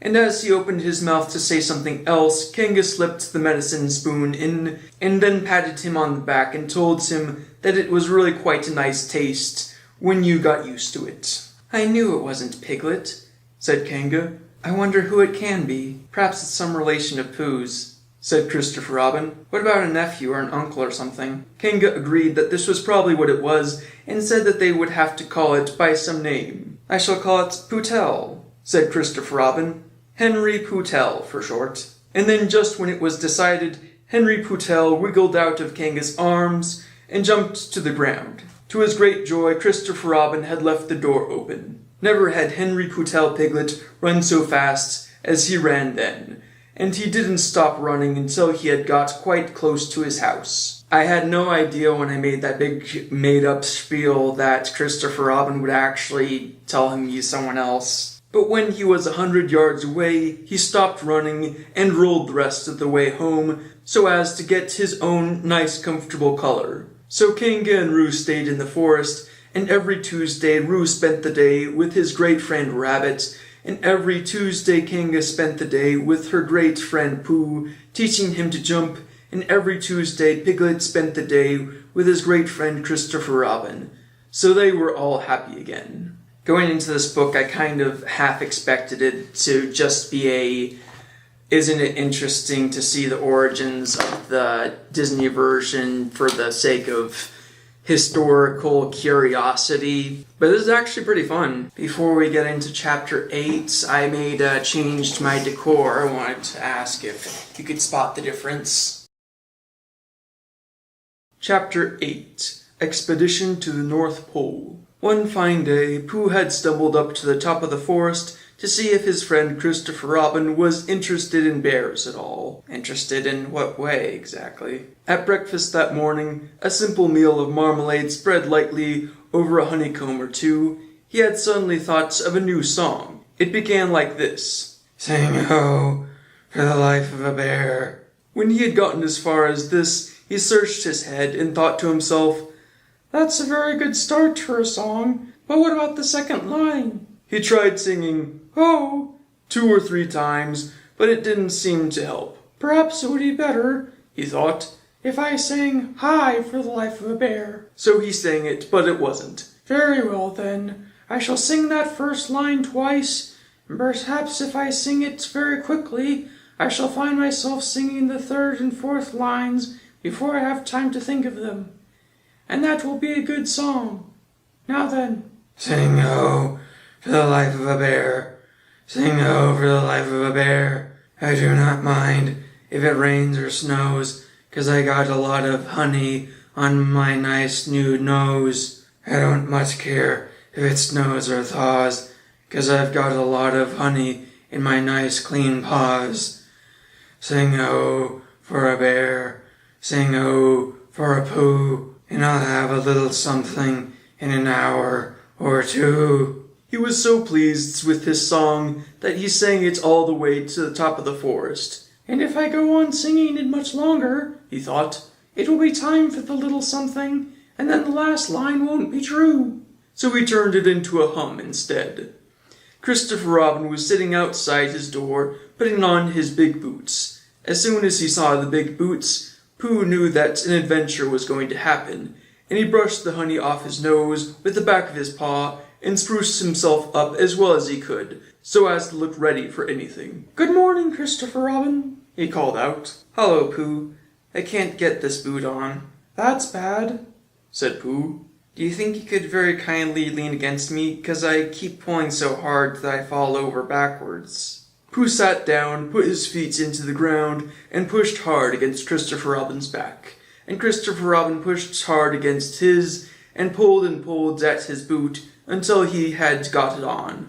And that's that, said Pooh. What do we do next? We are all going on an expedition, said Christopher Robin as he got up and brushed himself. Thank you, Pooh. Going on an expedition? said Pooh eagerly.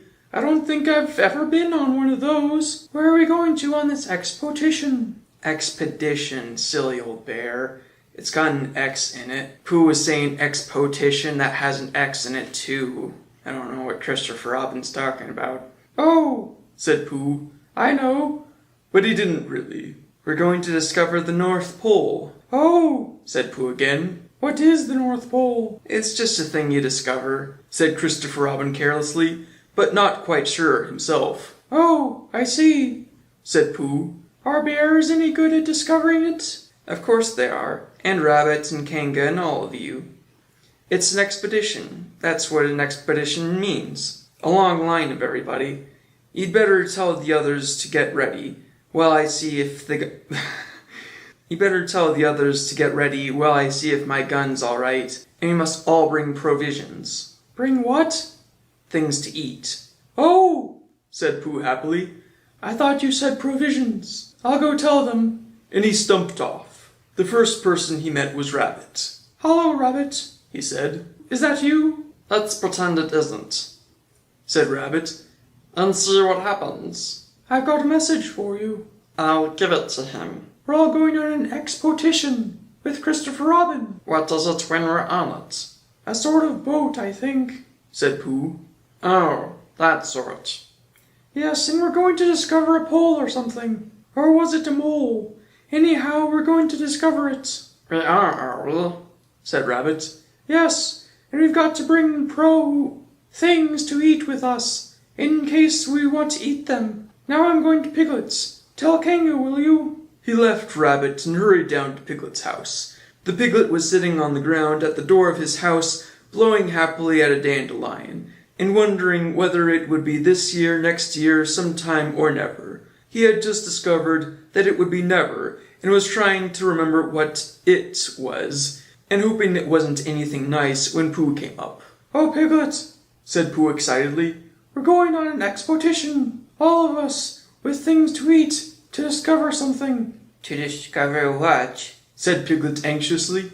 Oh, just something. Nothing fierce? Christopher Robin didn't say anything about fierce.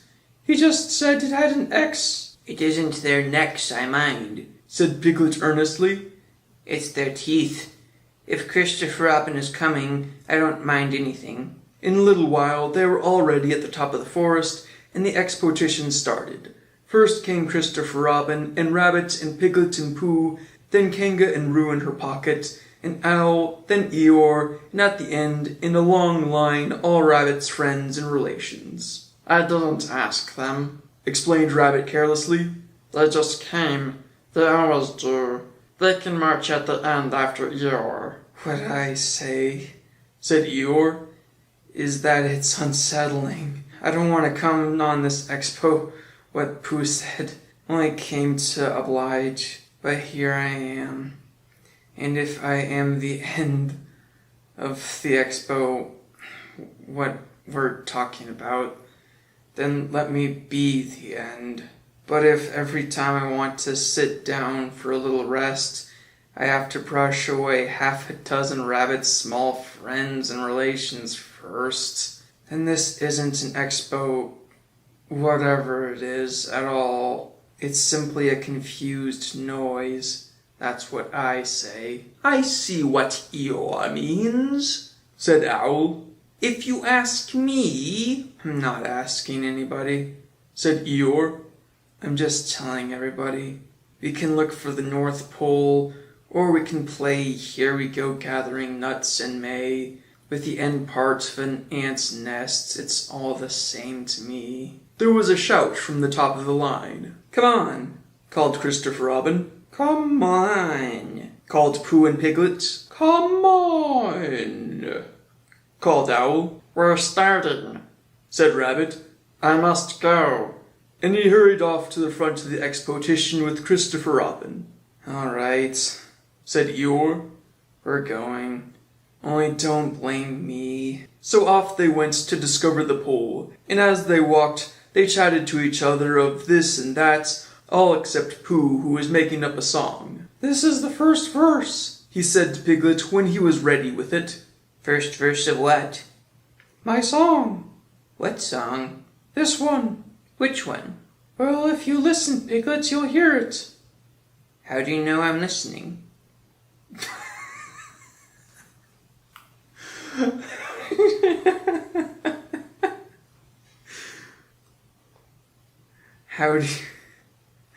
How do you know I'm listening? Pooh couldn't answer that one, so he began to sing. They all went off to discover the pole.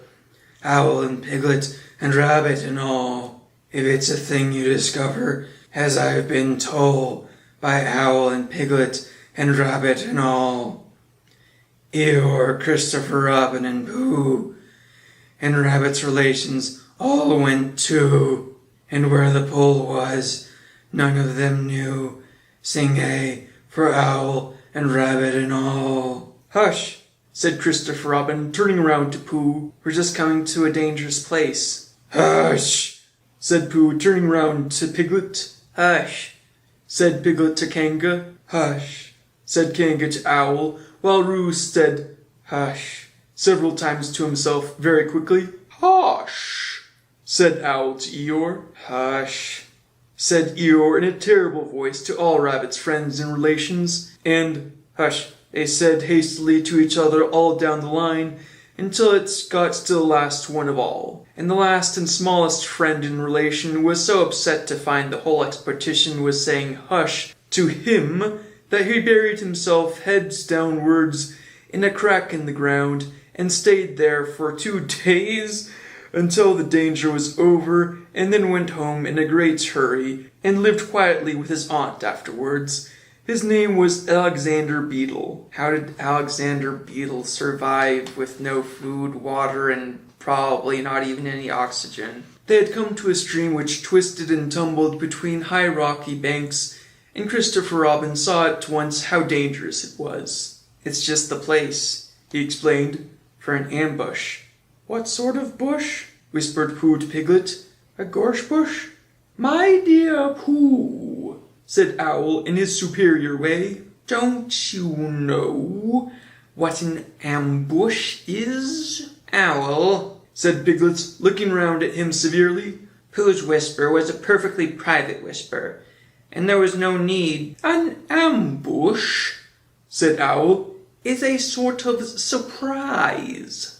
So was a gorse bush sometimes, said Pooh. An ambush, as I was about to explain to Pooh, said Piglet, is a sort of surprise. If people jump at you suddenly, that's an ambush, said Owl. It's an ambush, Pooh, when people jump at you suddenly, explained Piglet. Pooh, who now knew what an ambush was, said that a gorse bush had sprang at him suddenly one day when he fell off a tree, and he had taken 6 days to get all the prickles out of himself. We are not talking about gorse bushes, said Owl a little crossly. I am, said Pooh. They were climbing very cautiously up the stream now, going from rock to rock, and after they had gone a little way, they came to a place where the banks widened out at each side, so that on each side of the water there was a level strip of grass on which they could sit down and rest. As soon as they saw this, Christopher Robin called, "Halt!" and they all sat down and rested. "I think," said Christopher Robin, "that we ought to eat all our provisions now, so that we shan't have so much to carry." "Eat all of what?"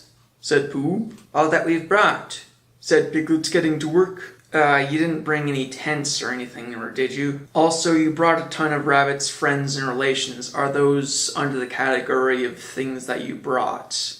"That's a good idea," said Pooh, and he got to work too. Have you all got something? asked Christopher Robin with his mouth full. "All except me," said Eeyore, as usual. He looked round at them in his melancholy way. "I suppose none of you are sitting on a thistle by any chance?" "I believe I am. Ow!" He got up and looked behind him. "Yes, I was. I thought so." "Thank you, Pooh. If you've quite finished with it." He moved across to Pooh's place and began to eat. "It didn't do any good, sitting on them," he went on as he looked up, munching. "Takes all the life out of them. Remember that another time, all of you. A little consideration, a little thought of others makes all the difference." As soon as he had finished his lunch, Christopher Robin whispered to Rabbit, and Rabbit said, Yes, of course. And they walked a little way up the stream together. "I didn't want the others to hear," said Christopher Robin. Quite so, said Rabbit, looking important. I wonder, it's only, Rabbit, I suppose you don't know, what does the North Pole look like?"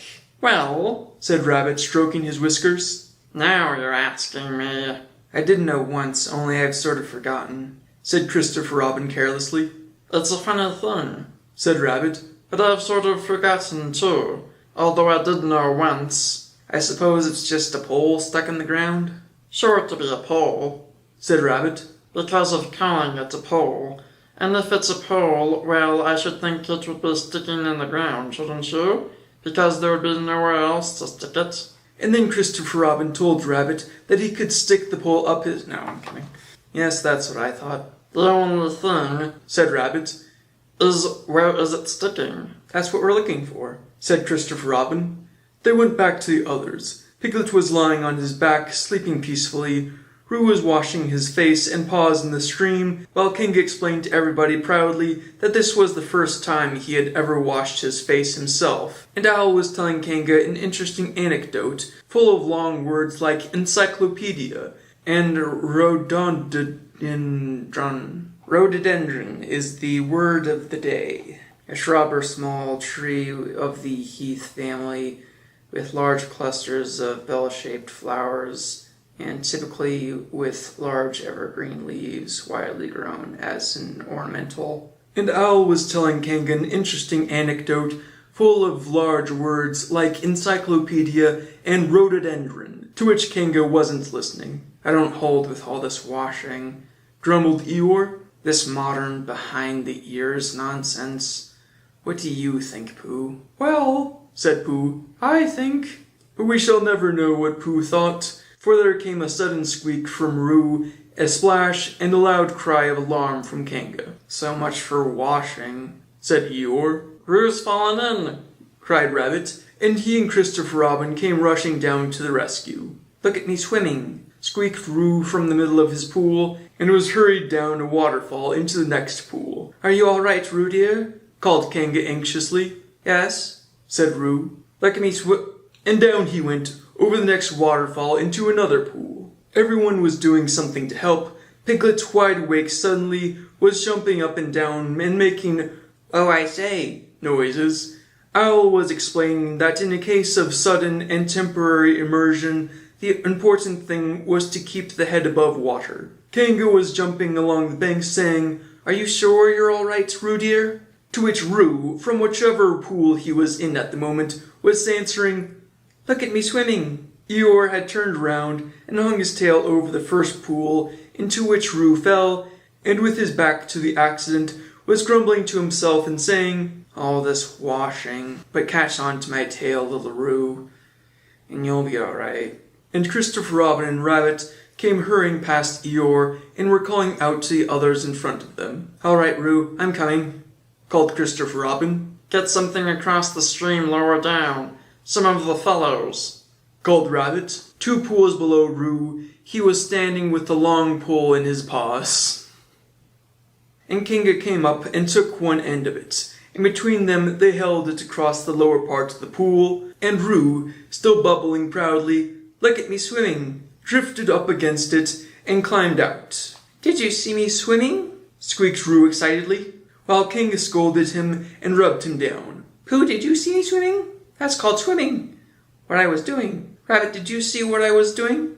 "Swimming. Hello, Piglet. I say, Piglet, what did you think I was doing?" "Swimming. Christopher Robin, did you see me?" But Christopher Robin wasn't listening. He was looking at Pooh. "Pooh," he said, "where did you find that pole?" Pooh looked at the pole in his hands. "I just found it," he said. "I thought it ought to be useful. I just picked it up." "Pooh," said Christopher Robin solemnly, "the expedition is over. You have found the North Pole." "Oh," said Pooh. Eeyore was sitting with his tail in the water when they all got back to him. "Tell Roo to be quick, somebody," he said. "My tail's getting cold. I don't want to mention it, but I just mention it. I don't want to complain, but there it is. My tail's cold." "Here I am," squeaked Roo. "Oh, there you are." "Did you see me swimming?" Eeyore took his tail out of the water and swished it from side to side. "As I expected," he said. "Lost all feeling. Numbed it. That's what it's done. Numbed it. Well, as long as nobody minds, I suppose it's all right. At least with my tail numb, it doesn't feel pain like the rest of me does. I envy my tail for being numb to the horrible pains that some people call life." I'm kidding, that stuff isn't in the book. The last thing he actually said in the book was, "I suppose it's all right." Poor old Eeyore. "I'll dry it for you," said Christopher Robin, and he took out his handkerchief and rubbed it up. "Thank you, Christopher Robin. You're the only one who seems to understand about tails. You don't think that's what's the matter with some of these others? They've no imagination. A tail isn't a tail to them. It's just a little bit extra at the back." I think that's pretty ungrateful, considering Pooh was the one who retrieved his tail for him. "Never mind, Eeyore," said Christopher Robin, rubbing his hardest. "Is that better?" "It's feeling more like a tail, perhaps. It belongs again, if you know what I mean." "Hullo, Eeyore," said Pooh, coming up to them with his pole. "Hullo, Pooh. Thank you for asking. But I shall be able to use it again in a day or 2. "Use what?" said Pooh. "What we are talking about." "I wasn't talking about anything," said Pooh, looking puzzled. "My mistake again. I thought you were saying how sorry you were about my tail being all numb, and could you do anything to help?" "No," said Pooh. "That wasn't me." He thought for a little, and then suggested helpfully, "Perhaps it was somebody else." "Well, thank him for me when you see him." Pooh looked anxiously at Christopher Robin. "Who's found the North Pole?" said Christopher Robin. "Isn't that lovely?" Pooh looked modestly down. "Is that it?" said Eeyore. "Yes," said Christopher Robin. "Is that what we were looking for?" "Yes," said Pooh.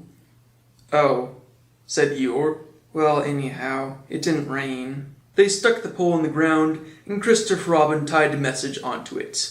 "North Pole, discovered by Pooh. Pooh found it." They all went home again, and I think, but I'm not quite sure, that Roo had a hot bath and went straight to bed. But Pooh went back to his own house, and feeling very proud of what he had done, had a little something to revive himself. Second to last chapter. Chapter 9. Surrounded by Water. It rained and it rained and it rained.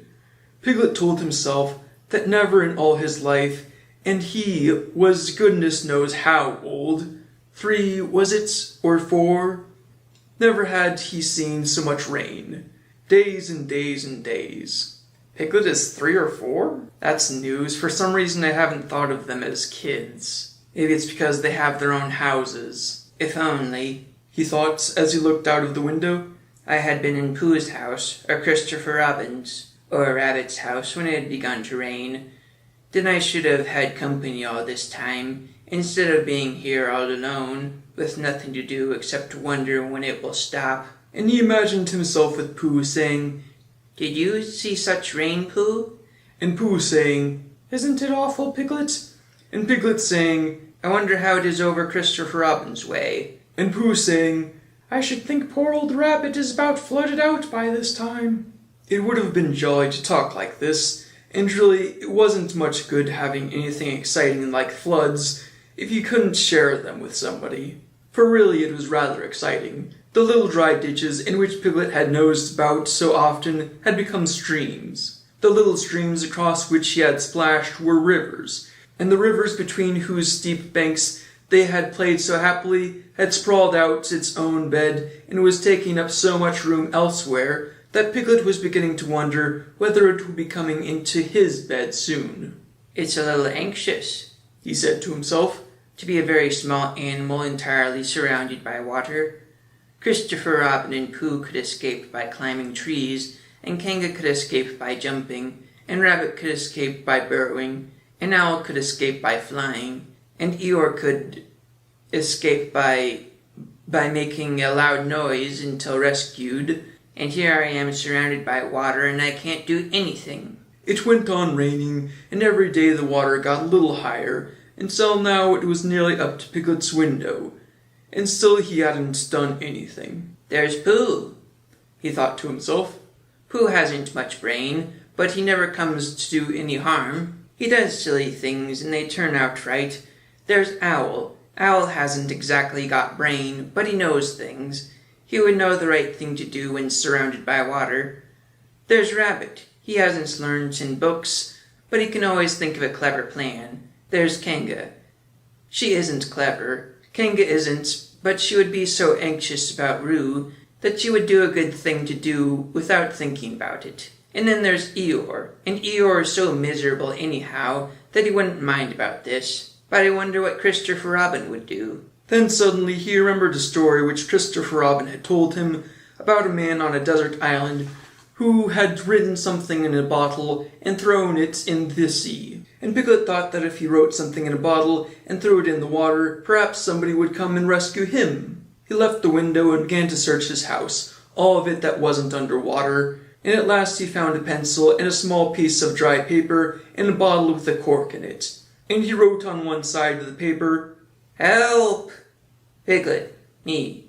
and on the other side, "It's me, Piglet, help, help." Then he put the paper in the bottle, and he corked the bottle up as tight as he could, and he leaned out of his window as far as he could lean without falling in, and he threw the bottle as far as he could throw, splash. And in a little while it bobbed up again on the water, and he watched it float slowly away in the distance, until his eyes ached with looking, and sometimes he thought it was the bottle, and sometimes he thought it was just a ripple on the water which he was following, and then suddenly he knew that he would never see it again, and that he had done all that he could to save himself. "So now," He thought, "somebody else will have to do something, and I hope they will do it soon, because if they don't I shall have to swim, which I can't. So I hope they do it soon." and then he gave a very long sigh and said, "I wish Pooh were here. It's so much more friendly with two." When the rain began, Pooh was asleep. It rained and it rained and it rained, and he slept and he slept and he slept. He had had a tiring day. You remember how he discovered the North Pole? Well, he was so proud of this that he asked Christopher Robin if there were any other poles, such as a bear of little brain might discover. "There's a South Pole," said Christopher Robin, "and I expect there's an East Pole and a West Pole, though people don't like talking about them, because the East Pole and the West Pole have horrors likes of which you don't even want to know, man." Pooh was very excited when he heard this, and suggested that they should have an expedition to discover the East Pole, but Christopher Robin had thought of something else to do with Kanga, so Pooh went out to discover the East Pole by himself. Whether he discovered it or not, I forget, but he was so tired when he got home that, in the very middle of his supper, after he had been eating for a little more than half an hour, he fell fast asleep in his chair, and slept and slept and slept. Then suddenly he was dreaming. He He was at the East Pole, and it was a very cold pole with the coldest sort of snow and ice all over it. He had found a beehive to sleep in, but there wasn't room for his legs, so he had left them outside. And wild woozles, such as inhabit the East Pole, came and nibbled all the fur off his legs to make nests for their young. And the more they nibbled, the colder his legs got. Until suddenly he woke up with an "Ow!" And there he was, sitting in his chair with his feet in the water, and water all round him. He splashed to the door and looked out. "This is serious," said Pooh. "I must have an escape." He took his largest pot of honey and escaped with it to a broad branch on his tree, well out of the water, and then he climbed down again and escaped with another pot.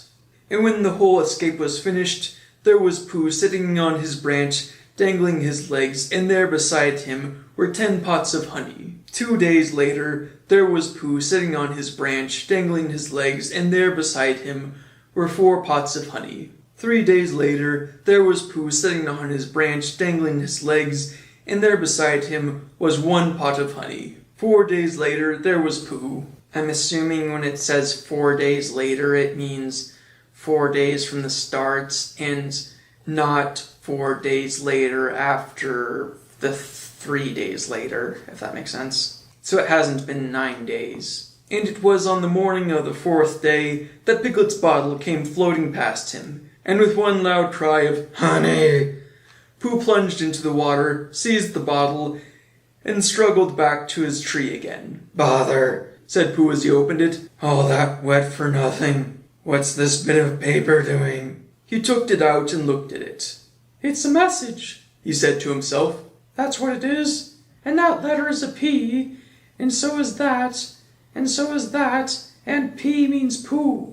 So it's a very important message to me, and I can't read it. I must find Christopher Robin or Owl or Piglet, one of those clever readers who can read things, and they will tell me what this message means. Only I can't swim. Bother." Christopher Robin and Owl have no place on his list of clever readers. Also, Pooh is wrong because bears can swim. However, real bears aren't supposed to be afraid of kangaroos either, yet here we are. Then he had an idea, and I think that for a bear of very little brain, it was a good idea. He said to himself, "If a bottle can float, then a jar can float, and if a jar floats, I can sit on the top of it, if it's a very big jar." So he took his biggest jar and corked it up. "All boats have to have a name," he said, "so I shall call mine the Floating Bear." And with these words, he dropped the boat into the water and jumped in after it. For a little while, Pooh and the Floating Bear were uncertain as to which of them was supposed to be on the top, but after trying 1 or 2 different positions, they had settled down on the... If you take the context out of that paragraph. But after trying 1 or 2 different positions, they settled down with the Floating Bear underneath and Pooh triumphantly astride it, paddling vigorously with his feet. Christopher Robin lived at the very top of the forest. It rained and it rained and it rained, but the water couldn't come up to his house. It was rather jolly to look down into the valleys and see the water all around him, but it rained so hard that he stayed indoors most of the time and thought about things. Every morning he went out with his umbrella and put a stick in the place where the water came up to, and every next morning he went out and couldn't see his stick anymore. So he put another stick in the place where the water came up to, and then he walked home again. And each morning he had a shorter way to walk than he had the morning before. On the morning of the 5th day, he saw the water all around him, and knew that for the first time in his life, he was on a real island, which was very exciting. It was on this morning that Owl came flying over the water to say, "How do you do?" to his friend Christopher Robin. "I say, Owl," said Christopher Robin, "isn't this funny? I'm on an island. The atmospheric conditions have been unfavorable lately," said Owl. "The what?" "It has been raining," explained Owl. "Yes," said Christopher Robin, "it has." "The flood level reached an unprecedented height," The who? There's a lot of water about, explained Owl. Yes, said Christopher Robin, there is. However, the prospects are rapidly becoming more favorable. At any moment... Have you seen Pooh? No. At any moment... I hope he's alright, said Christopher Robin. I've been wondering about him. I expect Piglets with him. Do you think they're alright, Owl? I expect so. You see, at any moment... Do go and see, Owl, because Pooh hasn't got very much brain, and he might do something silly. And I do love him so, Owl. Do you see, Owl? That's alright, said Owl. I'll go. Back immediately. And he flew off. In a little while he was back again. Pooh isn't there, he said. Not there?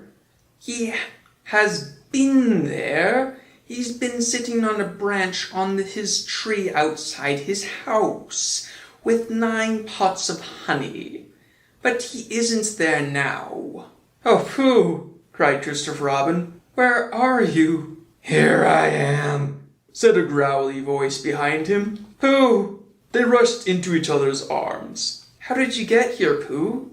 Asked Christopher Robin when he was ready to talk again. On my boat, said Pooh proudly. I had a very important message sent me in a bottle, and owing to having got some water in my eyes, I couldn't read it. Yeah, sure, that was why. So I brought it to you on my boat. With these proud words, he gave Christopher Robin the message. But it's from Piglet, cried Christopher Robin when he had read it. Isn't there anything about Pooh in it? Asked Bear, looking over his shoulder. Christopher Robin read the message aloud. Oh, are those peas Piglets? I thought they were Poohs. We must rescue him at once. I thought he was with you, Pooh. Owl, could you rescue him on your back? I don't think so, said Owl after grave thought. It is doubtful if the necessary dorsal muscles. Then would you fly to him at once and say that rescue is coming? And Pooh and I will think of a rescue and come as quickly as we can.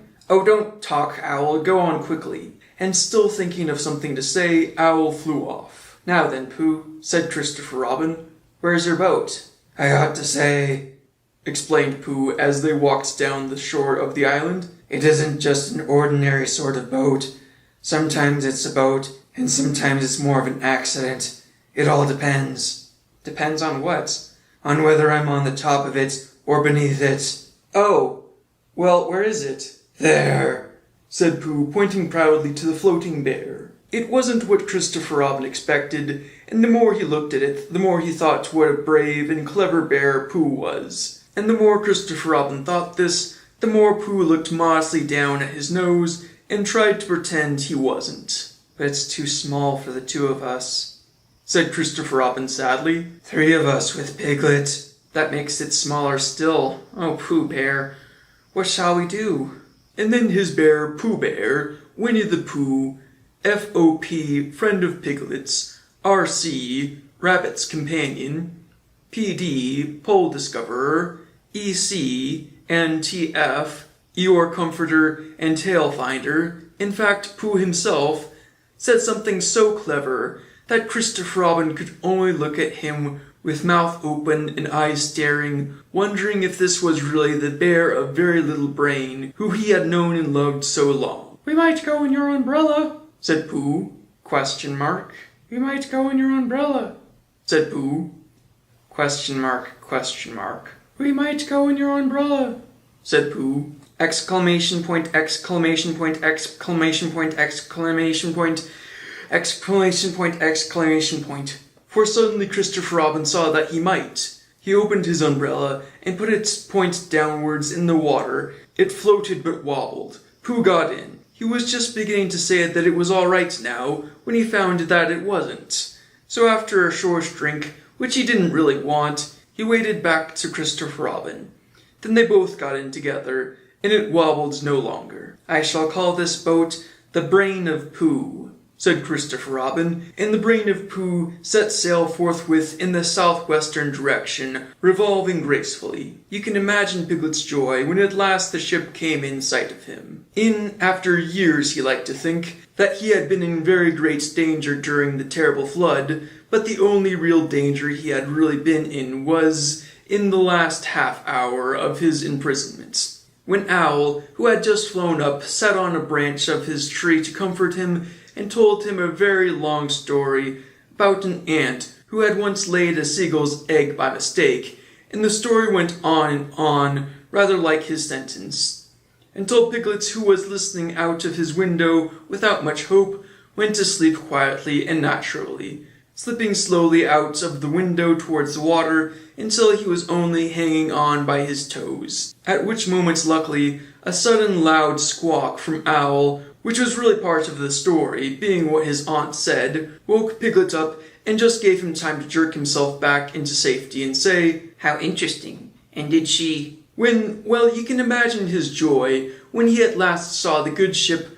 Brain of Pooh, Captain C. Robin, First Mate P. Bear, coming over the sea to rescue him, Christopher Robin and Pooh again. And that is really the end of the story, and I am very tired after that last sentence. I think I shall stop there. It says that as if that's the end of the book, but there's one more chapter. Alright, this is it.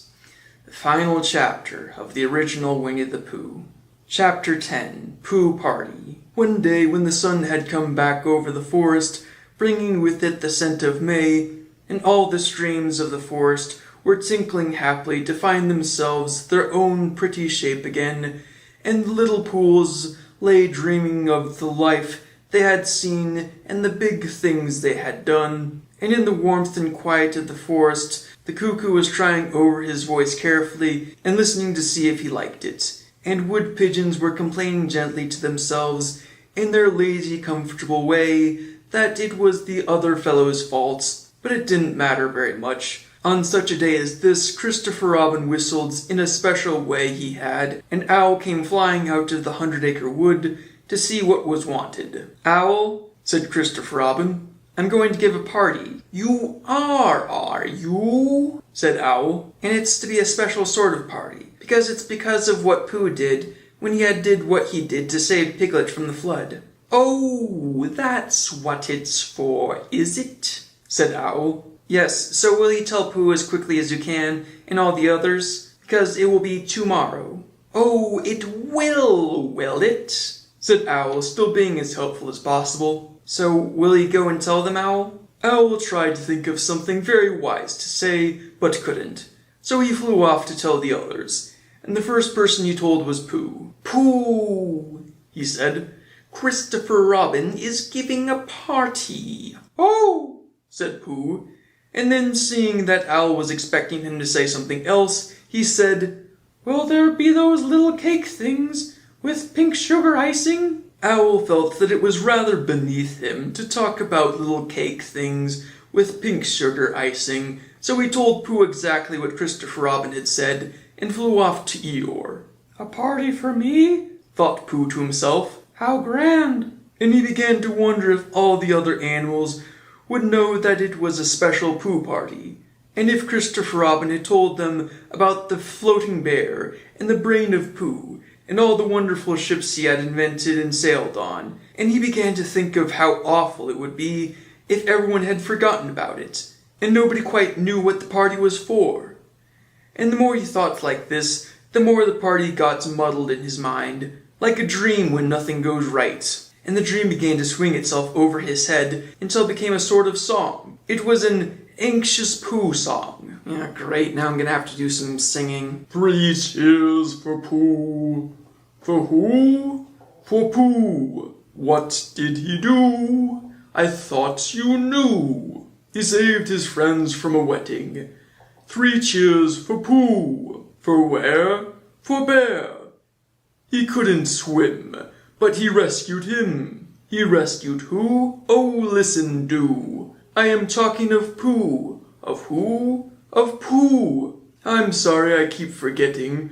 Well, Pooh was a bear of enormous brain. Just say it again. Of enormous brain. Of enormous what?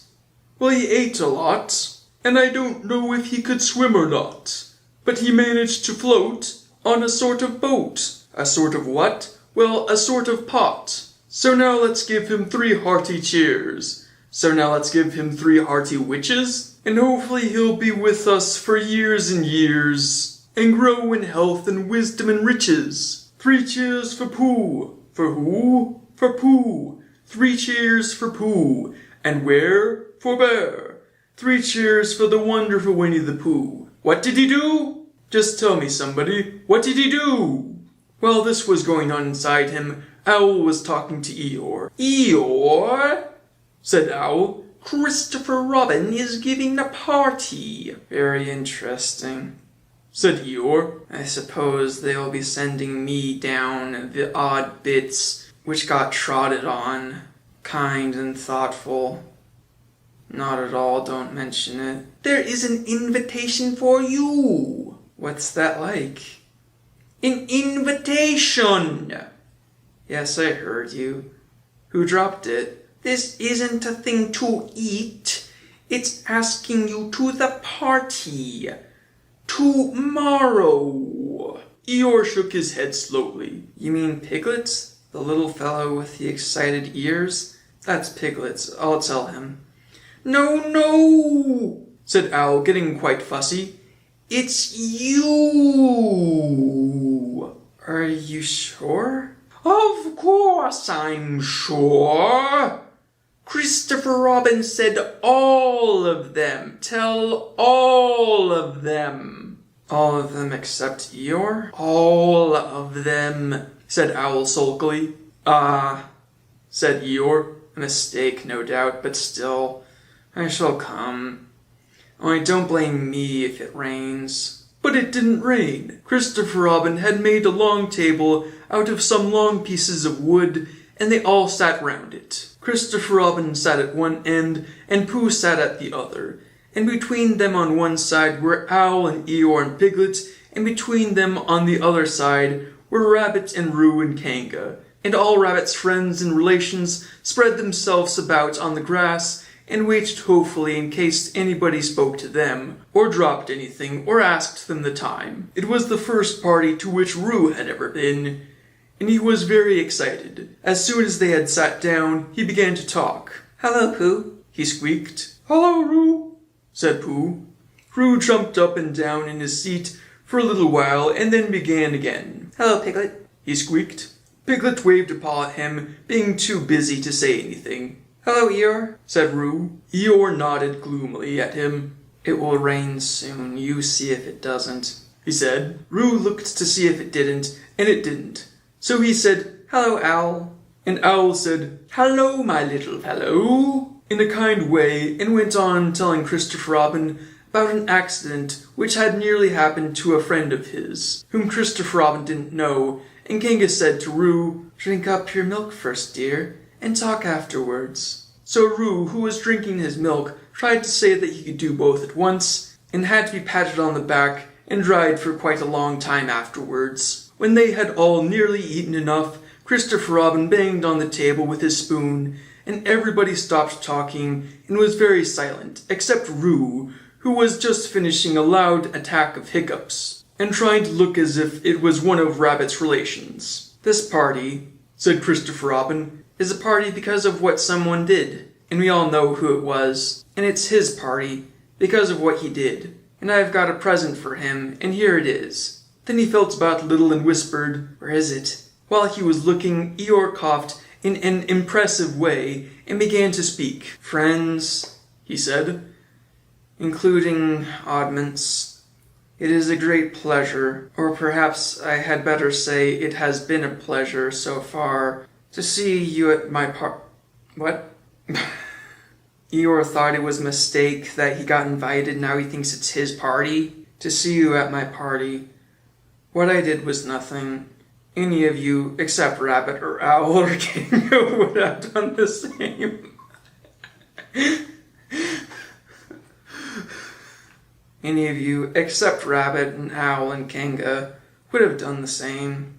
Oh, and Pooh. My remarks do not, of course, apply to Piglet and Roo, Because they're too small. How to make almost everyone at the table feel singled out, according to Eeyore. Any of you would have done the same.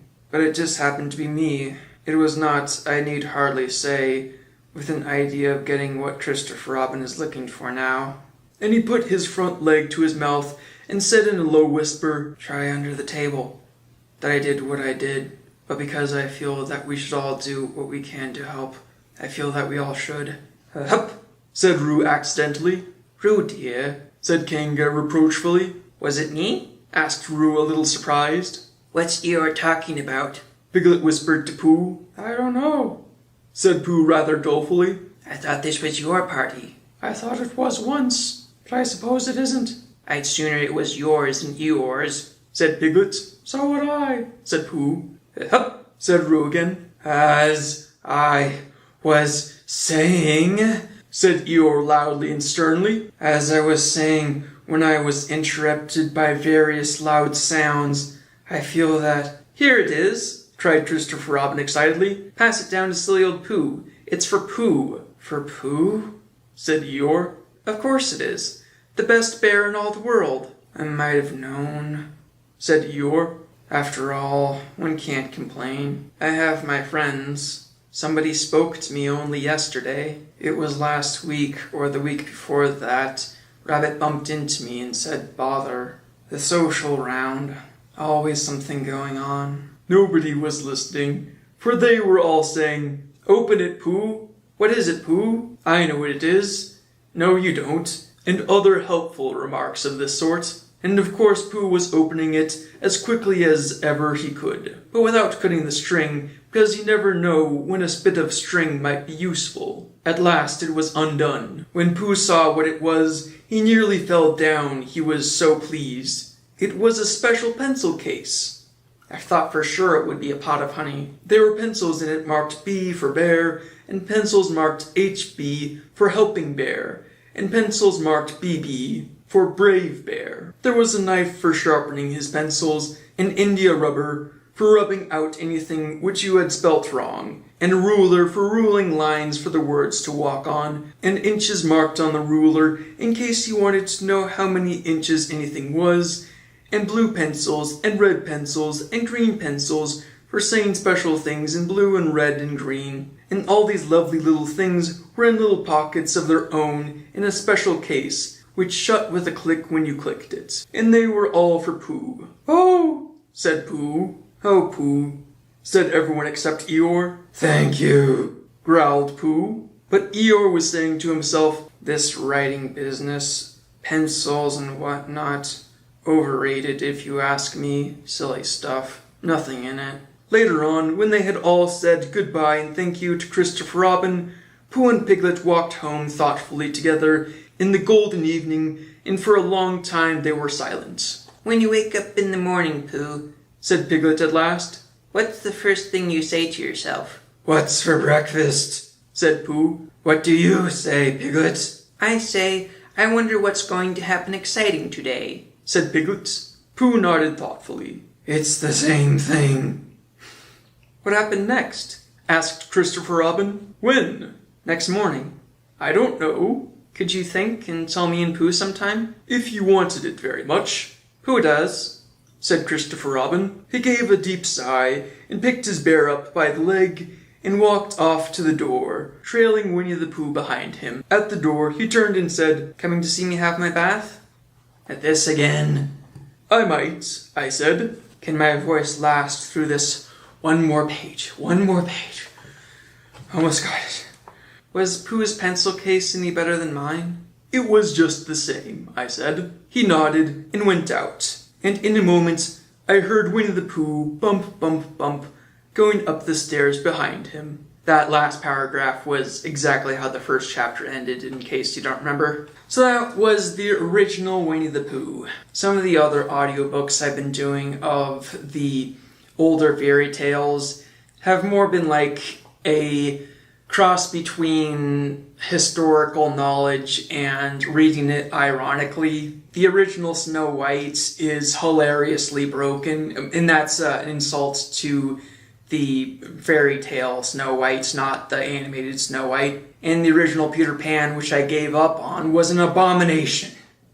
But the original Winnie the Pooh actually holds up pretty well. I actually wish that more writers would take inspiration from this because there's been a lot of movies and TV shows and stuff that act like their child audience are idiots. This book surprisingly treats the reader like they're the intellectuals, having the characters use idiot logic that it's counting on you, the reader, to easily see through. I had more fun than I expected to have with the original Winnie the Pooh. Now you might be wondering, am I going to do an audiobook of the sequel? Well, the thing is, as I've mentioned before, the second book in the series is not yet public domain. So I'll think about doing that next year, when the second book is scheduled to become public domain. Thank you so much for coming with me all the way to the end of the original Winnie the Pooh. I look forward to doing more audiobooks of public domain books. So remember to like, comment, subscribe, ring the bell,